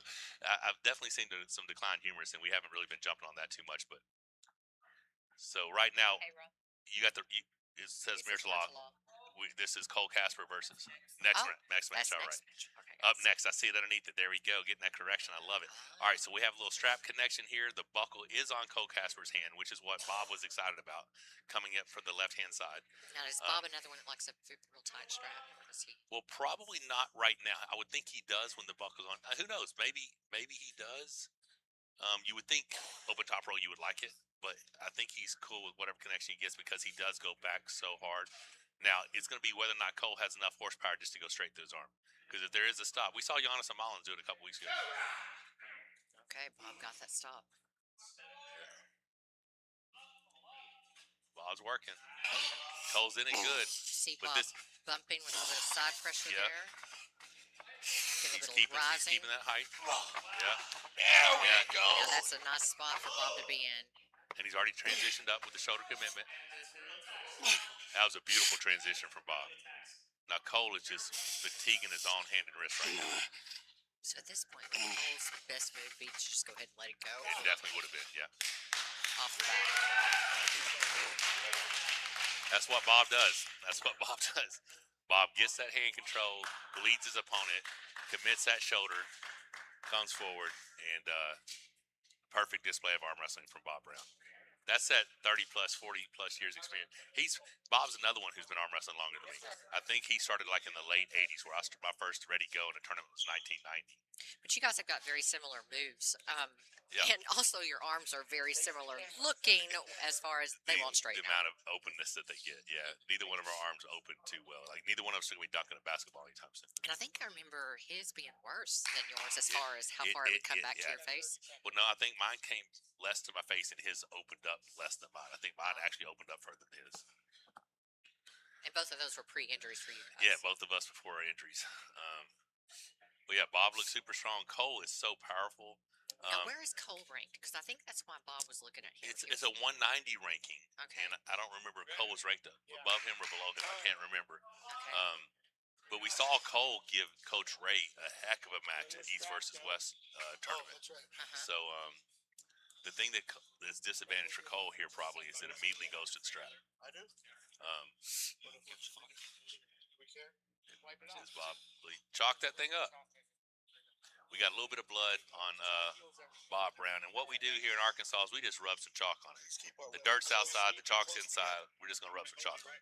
Cole, don't back up. Right, exactly. He keeps backing up. Right there. Put your elbow on the pad. Come on, guys. This is a very good performance from Bob Brown, though. And Cole Casper, he's just, this is probably his first time feeling that particular pressure into his hand and wrist through an open top roll. So will he be able to make the necessary adjustments? Or is he going to have the short lever issue when it comes to getting behind his because he arm? had to be feeling pretty good until that stop happened, just about 3 inches above the pad. And I think it might have been close. Could have been 2 inches above the pad. It was a pretty good stop. Please pull it towards me. And then Bob, you hear Bob talking. He wants that strap pulled further back in his hand, so he gets his hand a little bit further through the strap, so he can activate that pronation and back pressure. He's a big time heavy pronation back pressure arm wrestler, just like me. And you'll see it's not his riser. You see his knuckles pointed, where you see Cole's hands pointing to the ceiling. And Bob's knuckles pointed at Cole's face. Yeah, but Bob's is front. you can see Cole is driving in for that press. He's going to go for it hard. You can see it right here, clear as day. No, he went side pressure. He's making good moves, but Bob's so comfortable. He's been there for a lot of time. His hand, he's bumping sideways a little bit. Yeah. Bob's bringing him back over. That's right where he wants to be. Climbed. Now he's got to Nice stand up. in place. Here it is. Yes, it is. Yes, it is, Bob. There it was. For sure. Once Bob stands back up vertical, So I'm watching this, and so he gets to stop, and then you'll see Bob kind of bump sideways, just those little test bumps to see where. so he looks Cole like is, right? he looks like Devin Laird in the way he opened top ropes. Now right there, that technically is declined humerus neutral position. He did have Cole's wrist bent and a little bit sideways, but it still was considered neutral. But he's there for just a moment. But that does matter. Just a little bump sideways though, and then he's able to See, move in him East over, versus climb, West, and stand up. East versus West, that's a foul. They fouled me right there immediately. East versus West. That's why we like it the way we do it here. It's a little bit different here. We get the command. You have 2 seconds to stand up. But yeah, and you have to be in there in a resting spot doing it most of the time to get that call against you. And Bob's just so proficient there. Great match though. Great match. Again, when Michael was talking about you get the command. If you get the command and you do not stand up, that becomes a foul. You have 2 seconds to stand up. If you drop back down, then it's a foul. You don't get repeated commands. So this is the first match of our main card. We're sitting here at 2 o'clock. But it looks like Bob Brown might be able to clean sweep this thing. Our next match is Lars Rebakin versus Mirala Asnov. Don't really know how that's going to go. We have 2 powerhouse super heavyweights. And then our main event's Wallace Dilley versus Corey West. This thing could wrap up by 2:30. It could run till 3. But all I know is we are into these matches, and there's a lot more emotions going to be coming. We love watching Bob Brown compete. Like we said, he's never lost a single round here, and he's holding true to that right now.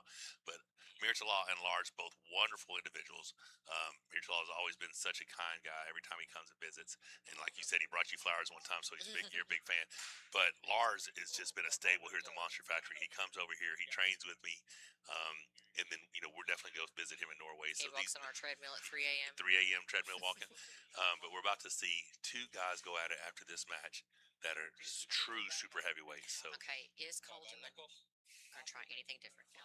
I think it's same thing, only harder. I think it's same thing, only harder. I mean, he's getting that left shoulder high. It looks like he's gonna. It's not a flop press. It's gonna go hard sideways. But now, Yeah, Bob stopped him higher Yeah. this time. Cole's still committed to it. He's committed to the flop, but Bob has that transition ability, and he's gonna walk. Look at Bob. So we know where the mic's located at. Elbow foul on Bob. Yeah. I mean, it was right. He was like, it was a right call, but it was a terrible Bob call. Brown telling the referee what a terrible but right call that was. You can't get any better than that. So right? Bob just went off the back, I believe, off the back of the pad. As he was surging sideways, his elbow slid off the pad. I would be chalking that elbow pad if it was me.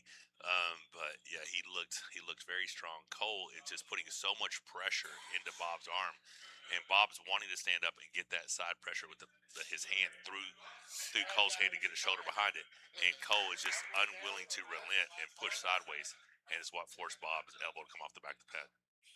Now, it's also a good time to mention that both, or the last 2 times, Bob has taken home that match of the night money. Yeah. Right now, I would have to say Right it goes now, towards Jeremy and Yeah. Logan Batcher match of the night without a shadow of a doubt. We're gonna have to see something super special to take that money away from those guys. So.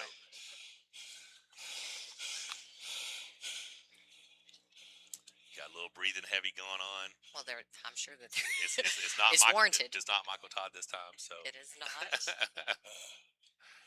All right, here we go.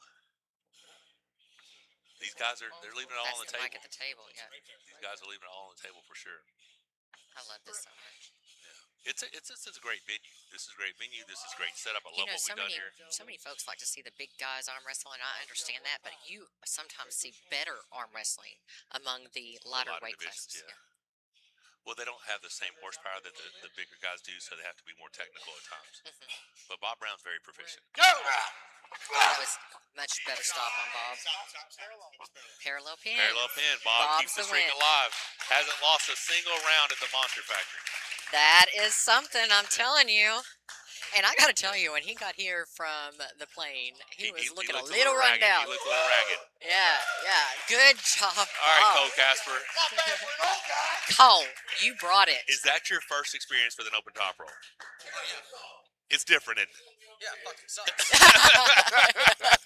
You know, it's hard to get your wrist in everything. It totally negates everything you want to do. Everything that you train so hard to get, it gets taken. Right. And you're like, how do I finish this match, right? Especially in the straps. Right. It's hard to change your hand position, you know, how far close your palm is, how far back, because when it straps, the ref's going to put you in the same spot every time. Absolutely. You can't really negate it at all. So what would you do moving forward? If you had to run this match back, how would you change your training? Definitely going to work on my rotation a lot more. Rotation, and then nothing specifically in the gym, but just more table time. Trying how can I get my cup without shooting in? Because that's what Bob wants. Exactly. He wants you to come towards. Like the East European hook is a dragging style cupping hook. The North American hook is where you shoot in and get connected. Right. It's the East European style hook is what you need. You need to drag them in with your containment, right? But you looked amazing, dude. Super strong. Thank you. I've been watching your training. It's awesome. Is it accurate that you have like a 400-pound bench press or something? Yeah, I set the national record higher than the junior world record when I was 17. Oh my goodness. I got it at like 405. What weight was that? 165. Oh my god. Did I hear when you were 17? Yeah. How old are you now? 22. 20, just a young man, a young man. Happy to have you, brother. Very impressive. Look forward to seeing you again. You'll definitely get another shot here. Thank you so much. Bob Brown, keeping the streak alive. Haven't lost a single round at the Monster Factory. I'm not going to. There you go. Well, here's some more hardware for you. All right. So did that go how you thought it was going to go, or was the kid have anything surprise you a little bit, or you just thought, hey, I'm gonna do what I do and I'm just gonna do it better?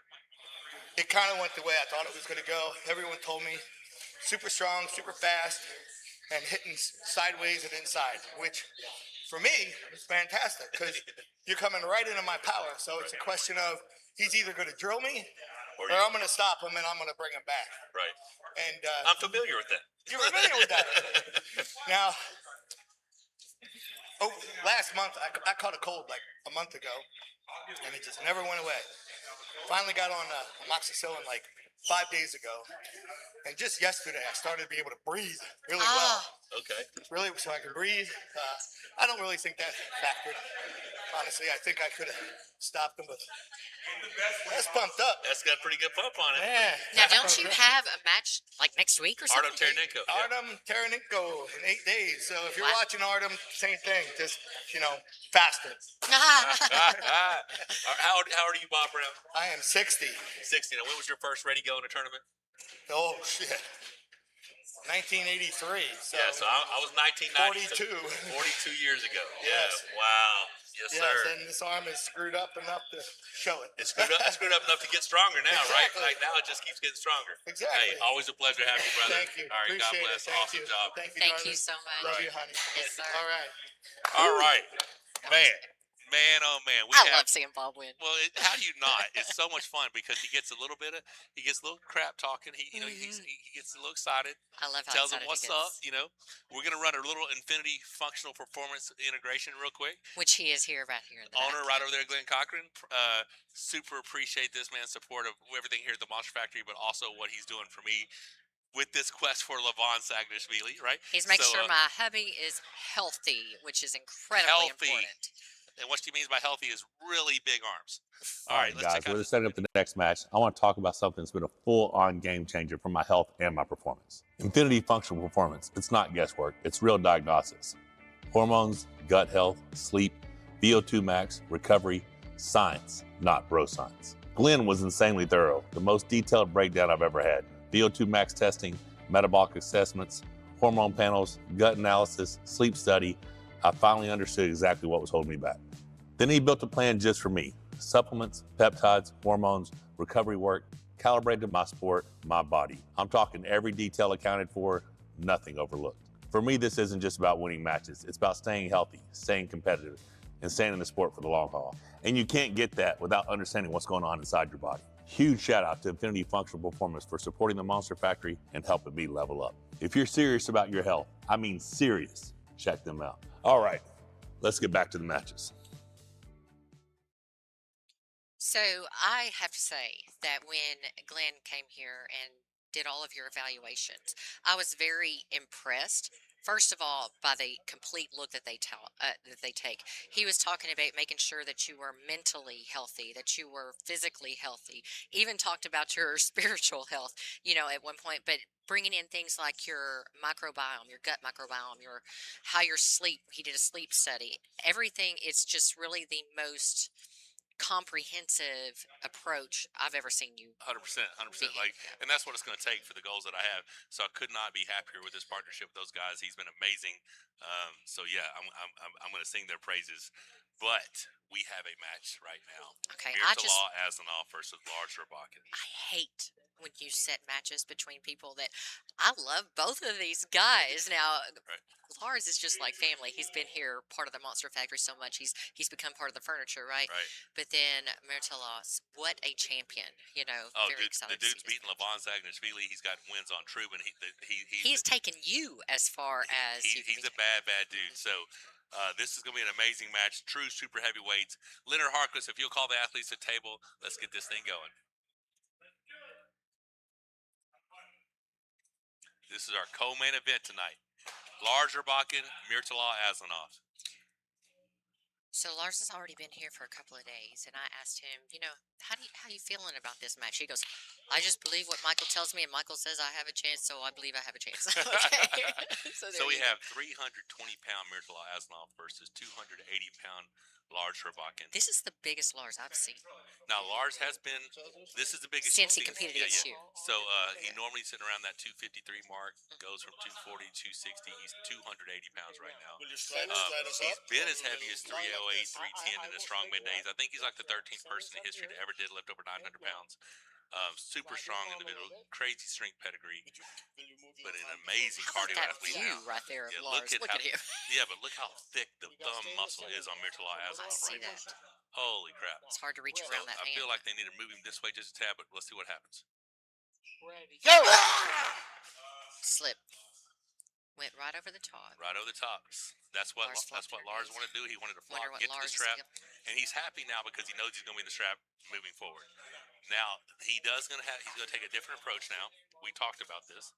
He wanted to slip to get the strap, go flop to get the strap, and then he wants to put some bleed on him. He wants to try to put some bleed on Mirala. So he's going to open top roll here? Well, I was going to say it, but well, I said it quietly. You did say it quietly. Mirala looks so powerful. Now we did see a flop work against him. We saw a flop work against him when Camille pulled him. Okay. Camille was able to flop. Now, from what I understand, Mirala got one win on him. But how long ago was that match? Probably a year and a half, 2 years ago. Probably Okay. something like that. Maybe 2 years. I can't remember exactly. Where was that? Knuckles was that Up. Mac? That was Knuckles Up event. Yeah. So we know that lane could potentially be available if some fatigue gets put on Mirala's arm, which I know that's what Lars wants to do right now. Lars has a very sticky open top rope. He has about 165 pound pronation, 74 kilos. His ability to stick people is very good. Now, he probably got a real tight strap. I don't know for sure. He's going to want that wrist to be straightened with Mirala. And he's going to heavy pronate and come backwards, and hopefully it holds up for him. But Mirala is big and thick. Look at the size of that arm on Mirala. This is a big dude. Overall champion of Azerbaijan, the best arm wrestler to ever come out of Azerbaijan. Lars is getting set. Yeah, it looks like he's gonna try to stick him. This is a good one He's here, not guys. happy with this hand. This Okay, is we're going to ref grip. All right, now it's ref grip every single time after this. This when it's strapped every single round, and we're in a referee's grip every single round. So this could be working in Lars's favor. I'm not sure. So you just saw Leonard asking each competitor if they wanted to cap their thumb. Michael, what does capping the thumb do? Oftentimes it allows you to get a higher grip. But for me, if I cap my thumb, I lose about 1 inch worth of coverage from my other fingertips. Here we go. This is about to get started. It's about to get started. Here we go. Ready, go. Oh, that's what he needed. That's what he needed. Yeah. Foul on Lars. Foul on both? No, it's on Lars. Oh. Still in referee stretch. So we have one foul on Lars Rebakin. I guess his elbow off the back. I can't see. I thought there was an elbow foul on Mirala, but I don't know what happened. But that stickiness that you see Lars implore right there, that open top row, is what's going to be imperative if he can do it. Ready, go. That's what he needs. This is a battle, baby. This is a battle. Here we go. Two absolute studs arm wrestling right here. Two strong men. See that aggression from Mirala, but he's giving up his wrist every time he hits. That sticky open top row. Lars is holding. Oh.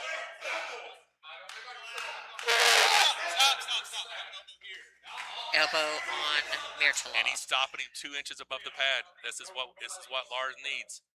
One foul each. Mirala is game. He is pulling hard, but he's doing the same thing. He's going right. This is just like we just saw with Bob Brown and Casper. Casper super strong. Mirala super strong, but they're going sideways into that open top row, and it's a nightmare. It's a nightmare to be pulled from that position. Lars now believes he deserves to be in this match. Lars now knows that he's strong enough to be in this match. Now, this next start, we're going back to the strap. The buckle is on Lars's hand. Does Mirala know he's going to try something different? He's going to go forward with the shoulder. I don't know where it's going, but I know that. How's your heart rate, Michael Todd? I can tell that you're a little excited. I'm a little excited about this match. I'm going to be honest. I'm invested in these guys. Both wonderful men. I set this match because I thought it was going to be a good match, and it's turning out to be exactly what I thought could happen. Oh, my goodness. Now, don't talk so loud because I don't want the competitors to hear you, but Right. do you think that Lars is going to do the same thing as he's setting up, like he's going to do the same? Absolutely. He is going to put as much fatigue into Mirala's arm as Because possible. he's got a violent flop press. Yeah, so the more that fatigue he puts into Mirala, round after round after round, opens up that forward shoulder commitment with that flop press. And he may stick to the King's move. He may stick to the open top row the whole time until the door opens for the transition. Or Mirala fouls out, right? Because it is something that happens. Now, will I see him transition the same way that Bob did? Will I see him do the little bumps, test bumps before he stands and then transitions to a Like I said, he may just bleed him until he fouls out and then, do it again from the other side of the table and come forward with the shoulder. I don't know what he's going to do, but I know right now he's confident in his ability to stop the match. We're about to see it again. One foul each. Just close. Don't reach. You're good there. Ready, go. Okay, Lars got a higher stop this time. That's strong. That's strong. That's Let's go, very guys. strong. Let's hear it. Oh, this is looking good, guys. Come on, guys, don't foul. Keep your elbows. Someone's going to foul out this within round. Someone's going to foul out this round. Keep your elbows within the pad. Come on. Let's see it. This is exactly what Lars wants, all right? Right.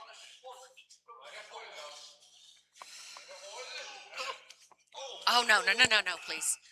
Damn it.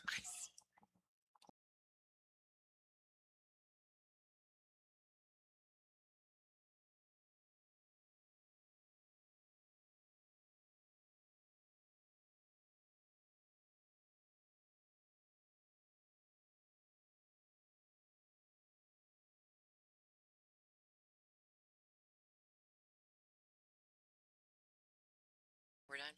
Oh man, that is not what I want. No. It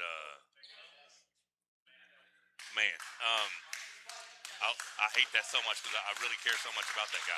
All right, guys. So we exactly probably have how a does pec that happen attachment. for the? So he's in a flop back position and he pushes hard in with his shoulder, and that connection in the pec where it connects to the shoulder right there, the upper connection just pops.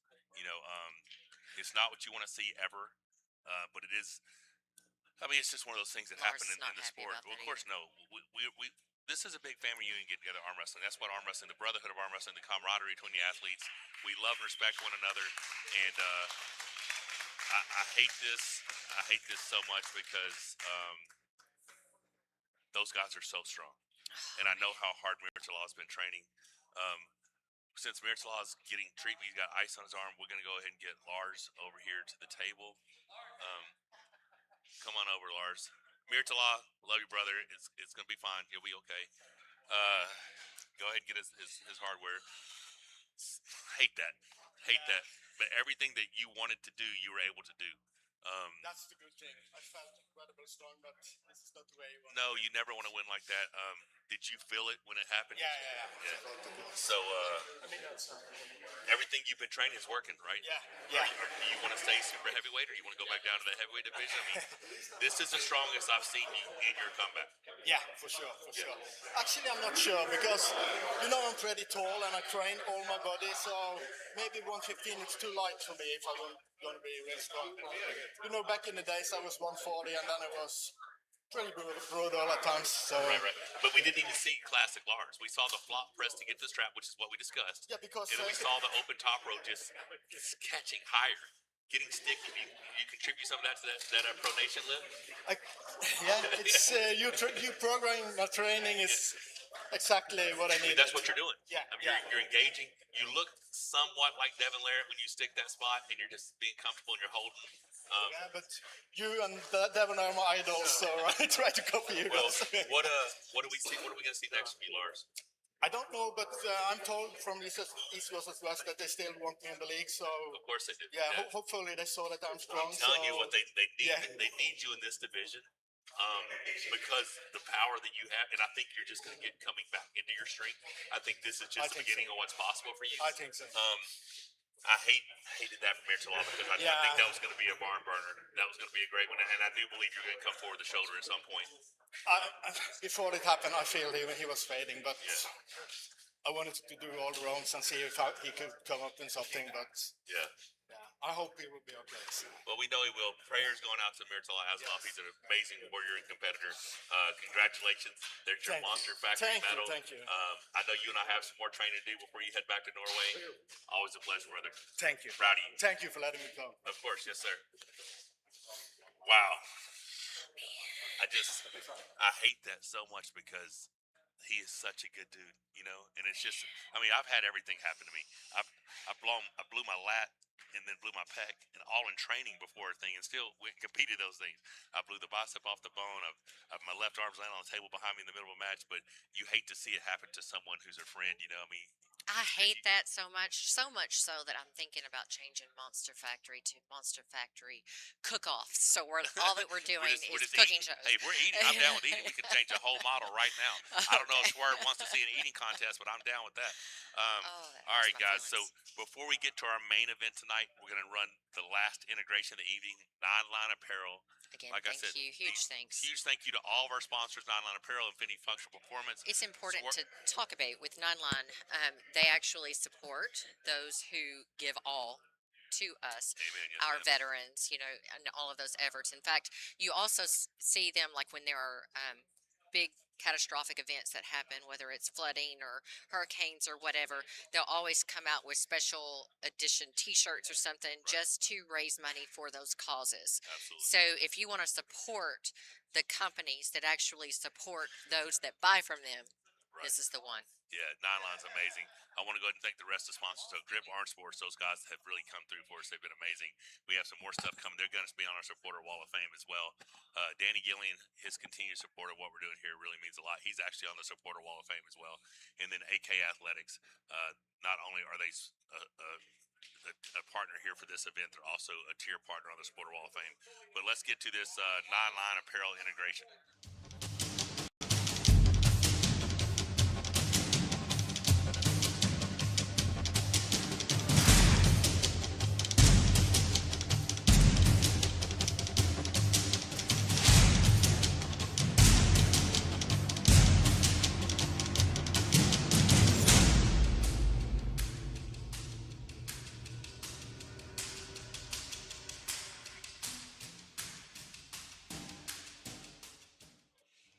So right before we get to this main event, I'm telling you, going back and watch those 9-line integrations makes me want to think maybe I should lean back out again.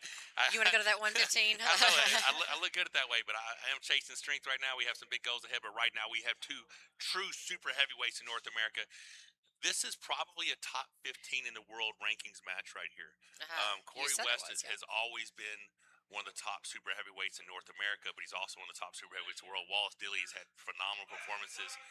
This is going to be a great match. This is our main event of the evening. Let's hear it, everyone. Let's give these guys an applause. Leonard Harkless, get this match started. 2 amazing gentlemen right here. A lot of horsepower at that table. Corey West is down about 50 pounds, down to around that 390, 400-pound range. I think Wallace is probably around that 325, 330 range. Big, strong hand. Corey, we know how strong Corey is. We've seen this guy snap master locks with his bare hand. But right now, we're going to see 2 really, really strong dudes. We're going to see a lot of horsepower as soon as they say go.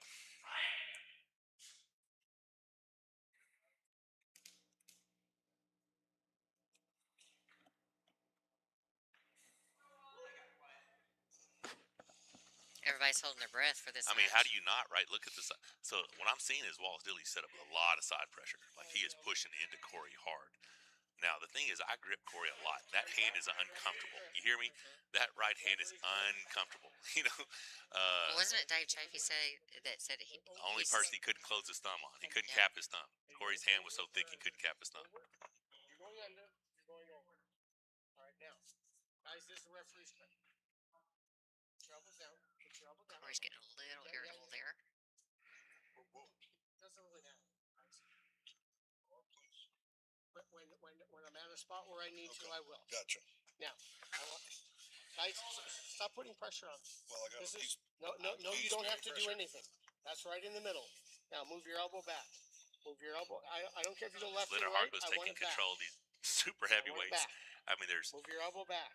What is it? Now, don't move 700 plus pounds of men up there on the table. Sorry, I want your elbow back. About to just collapse Don't as move soon as that. this says go. But you got Leonard taking control, getting this referee's grip. I'm getting pressure from you. Okay. Now I'm going to start fouling you if you don't stop doing it. Center's to my left, though. No, it is not. Center is right there. Put your thumbs down. Now. What are we going to see on go here? Corey's big, thick hand. Got Wallace Dilley. Ready. Go! Stop! False start. One foul. False start on Wallace Dilley. Is that the table cracking that we're hearing? I don't know, but that really messed me up for a minute. I I didn't almost know ran what off was my that. chair. And that table is multi-times bolted to that stage. There's no way that table could come loose, but I feel like I heard some cracking. You know what I'm saying? Like, oh my goodness. So we saw Wallace take off early, get into position, and Corey hold on his bicep. Are we going to see the same thing again, or is Corey going to be a little bit more offensive? Close your hand. Both these guys look like they want to go inside. Going forward. Ready. Go. No, that was another match to Gorilla. All right, guys. So what you're false seeing? starts in a referee's grip is a foul. That's right. 2 false starts. That ends up being 2 fouls. Round 1 goes to Corey West. That is not the way Corey wants to win. I know he doesn't want to win, but you can see he was getting frustrated with it. Yeah. Is that, do you think that Wallace is jumping the go because he knows he's going to have to be fast to get through that hand of Well, Corey? I mean, so... He's banking on him maybe not having enough aggression to meet that power. Well, I mean, he looks good. He's pressing hard. He's on there. He is a strong man. And there's some results recently that we can't share that would be enough to give Wallace some confidence. But in the past, Corey has always been too much. But Once you both take your mic cadence. Ready, go. Okay? Leonard Harkless letting them know how the cadence is going to go, so we don't have these losses on false starts. I don't want to see false starts. I want to see. I'm not going to go. I'm not going to fight that. But you don't think I'm going to push center back? too. But it's I not know. center. When they're pushing you over, that It's feels not like center. you're wrong. But it's I not. know that Luke Pulcher It's is really not. watching from home. He's like and glad he's not having to deal with this. Move Yeah. your elbow back. You're in the I think front, he I want likes you it. back. I like Your elbow watching back. Luke smack people around on the He table. does. Yeah. Now, your palm has to come down. You're too high. Bring your palm down. Comes down. Okay, now, Corey, bring in your left shoulder just a little bit. Now, you're still pushing on me. Stop pushing on That's me. off center. You know, my opinion's the only one that counts. And that is not off center. Push this way. Right there is center. Stop pushing or I'm going to just. You gotta love some arm wrestling, man. Okay. You just gotta, you gotta do what the ref says. Close your hands. Close your hands. He's over my knuckle.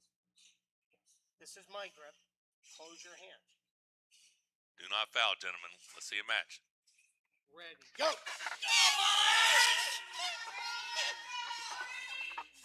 How's this look, Michael? It looks like Corey's in control. And he is. Okay.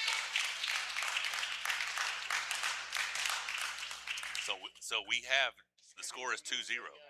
Corey only has to do this one more time because the first round was won on fouls. But So Wallace looked pretty good there in the center, didn't he? He You looked said that it looked like Corey was in control, but it looked pretty even to me. Tell me it's what I'm not seeing.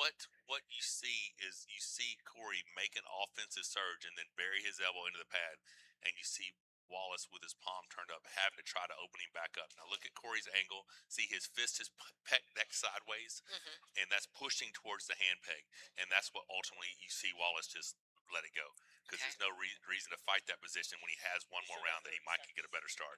Okay. I do think Wallace is regretting those false starts right now because he doesn't.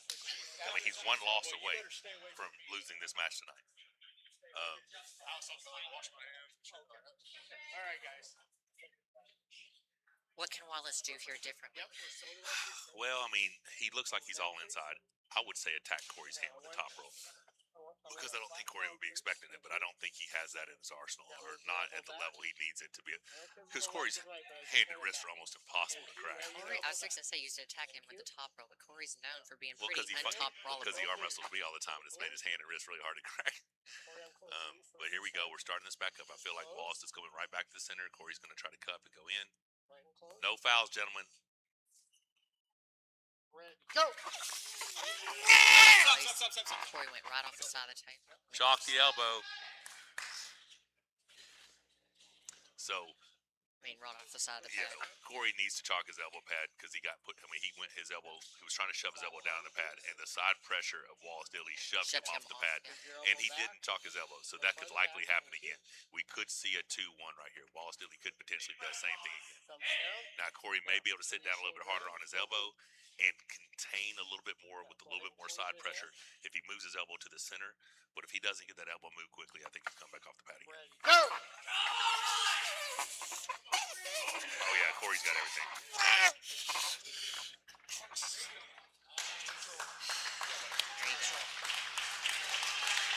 All right, Corey. Corey West. Just too strong. Just too much power. Now I do think that Wallace surged on him and he caught a little bit of side. You're not up yet. We got to talk to Dilley. Dillis. We got to talk to Wallace. Yeah. Yeah, was that it? Yeah, that was 3-0. Yeah, that was 3-0. Yeah. Wallace. Let's see here real quick, buddy. He's not happy. I know. He's a strong fellow. Very, very powerful young man. I knew you were going to be regretting those 2 fouls in round 1 with the false starts because it put you in the hole. It put you in the hole one round, right? What do you think you could have done differently? I don't know. Right. I know you felt like you were offset. A little more back pressure. Yeah. But we were both loading, and I think more back pressure. I don't know. I don't know. He's a very powerful dude. Yeah, he's pretty fine. Yeah. You look super Not thick. there yet. These wrists, Not there arm yet. looks thick. Just a little bit more work, and It's just he's consistency. powerful. So Yeah, he's been at it. How long have you been arm wrestling now? a little over 4. A little over 4 years. You're already at this level. Yeah, very impressed, man. You're welcome to come down anytime you want to train. Love to get a hold of that big ham hock Appreciate you. there. Appreciate you putting this on. This was good. This was really nice of you to do. So Of course, appreciate brother. Hey, you, man. I'm happy to have you It's here, really man. cool. Appreciate you opening this up. Just keep doing you, man. I think you're definitely a lot. How old are you? 41. 41 years old. This man is not happy right now. So I understand. God bless you, man. Big old thick tricep. Keep it up. We, get you here. We'll have a good after pool, whatever. And proud of you, dude. Thanks for what you're doing. Of course, man. God bless. Take care. Corey West, let's get you in here. That is a man that was just remaining respectful. That's of it. you. Like he's like, shut up, dude. I don't want to talk to you. Like he's like, could you quit this interview right now? Where's Corey's hardware? Corey's hardware. Corey's hardware. Get the medal. Oh, sorry. Oh my God, I love you. Don't make me crack you. I don't need any crack because that's a weapon right there. All right, Corey West just grabs his medal. He's like, I'm taking my medal. So how you feel? Good. Big boy. Big boy. Yeah, like he's thicker than he used to be. I mean, I'm big. Yeah. But there's not as much weight difference as there used to be. I told him I was like 370 something. They wrote it down beside his 320 something. I was like, oh, he big. He big. Yeah, listen, he's thick. Solid. Dude, thick. I was just looking at him and he's thick. Only been arm wrestling 4 years. Bro. Like, so, I mean. I just want to know because I know what your plans were. Does this change those at all? No, it doesn't. Yeah, you just have to prioritize what you have to prioritize. I can't tell you how sick it made me feel to be here, knowing that I hadn't done everything I could have done. Right. I've done everything I could do, but I hadn't done at least the norm. So it made me feel. No, I get it. I get it. Like, so are we gonna inform the people like how long are we thinking? What's going on? Like hopefully just a few months. Oh, so that's not even a break. They sidelined me for 6 months and I was still training. Like, but just long enough to get our commercial property done. Yeah. It's hard to juggle, and I always feel bad because I feel like I'm prioritizing arm wrestling over life. Right. You know, or life over arm wrestling, and they both make you feel guilty. Yeah, right, it's just it's a no-win situation. It's a great. I'm not complaining. Life is great. You're blessed. I just have to make a choice. Right, and right now to put one to the side for right now. I understand. Until the other is. Very proud of your performance today. Did this, after what happened recently, did this kind of make you feel a little bit better about that? Because we knew that there was, that match. If you would have just let that one match go, things could have turned out different. But that's the reality of the situation. You and I don't quit like that, so you just stay in it for the long haul. I mean, but no, I don't really feel any different. Okay. Wallace has improved vastly. Vastly. Last year I buried it. Yeah. It wasn't even. Yeah. It wasn't even close. No. And I mean, right then, I tried to play the smart as possible. I was like, I haven't trained as much as I should. I'm going to get to a great position. I'm going to get to a great position. And I'm going to hold. I'm going to stay right here. Yeah. Well, good deal. But it was good. Yeah. Way better than losing. Way better than losing. I get it. I get it. But hey, brother, always a pleasure. Congratulations. Well, hey, so. What are we going to do now, baby? You reading some of those off, or are you going to say baby, goodnight? You're good, brother. Yes, sir. I just wanted to say huge thank you to Swerve TV for streaming this on your platform as well, getting these athletes out there, their names out there. Absolutely. I hope the viewing audience enjoyed the matches. These guys put a lot of hard work. They're professional athletes. They train just as hard for this as people do for other sports. But yeah, it's fun to get to see these guys leave it all on the line here. I enjoyed it. We already got people getting up on the practice table wanting to pull. Yeah, which means we need to make sure everybody's sign releases here. Yeah, everyone has sign release for them. But yeah, so now it's getting ready for the after pool. I know we got to go get some pizza ordered and feed these guys. We are, guys. I am positive that somebody's going to be streaming the after pool. Hopefully, Corey and Wallace will get back on the table because I don't think Wallace felt like he was done. Right. So that's very I interesting. doubt that I'm going to do any pulling because I pull back off in 2 weeks, right? Yeah, so if you guys haven't got your East versus West pay-per-view, check that out. There is Murtala. I would like to check on him, but also Yes, I already had somebody say, I need you to tell Monster Michael Todd I need part 3, Cire and Ray. Oh yeah, because they had done that already. So Yes. that was a good match too. That was a good match. Yes. So yeah, match of the night tonight has to be Logan Betcher versus Jeremy Parker. Spectacular Absolutely. match. I don't think those guys knew that there was money on the line for match of the night, and so I think they're going to be pretty excited to hear that. But yeah, I think I think it went great. I mean, I would have liked there to be no injuries, but sometimes that's just how things play out. You know what I mean? But you guys that were watching at home, thank you so much for your support. Thank you for the super chat. Sorry we cannot read those during the stream, but we will be going back through all of those. And again, be watching for the next one. Be sure that Yeah, you have subscribed. hopefully, that everyone enjoyed what they saw, and we get to see more of this coming soon. Maybe I'm just on my phone, guys. This is how it works sometimes here at the Monster Factory. I gotta do some things. But I hope you guys enjoyed everything from Monster Michael Todd YouTube to Swerve Combat. Thank you guys for streaming this. Hope you really enjoyed it. Hopefully, have some more stuff coming soon. I see these guys having fun up there, so let's close this thing out today. Take care. God bless. Enjoy the rest of your Thanksgiving weekend if you're here in the States, and be safe, guys.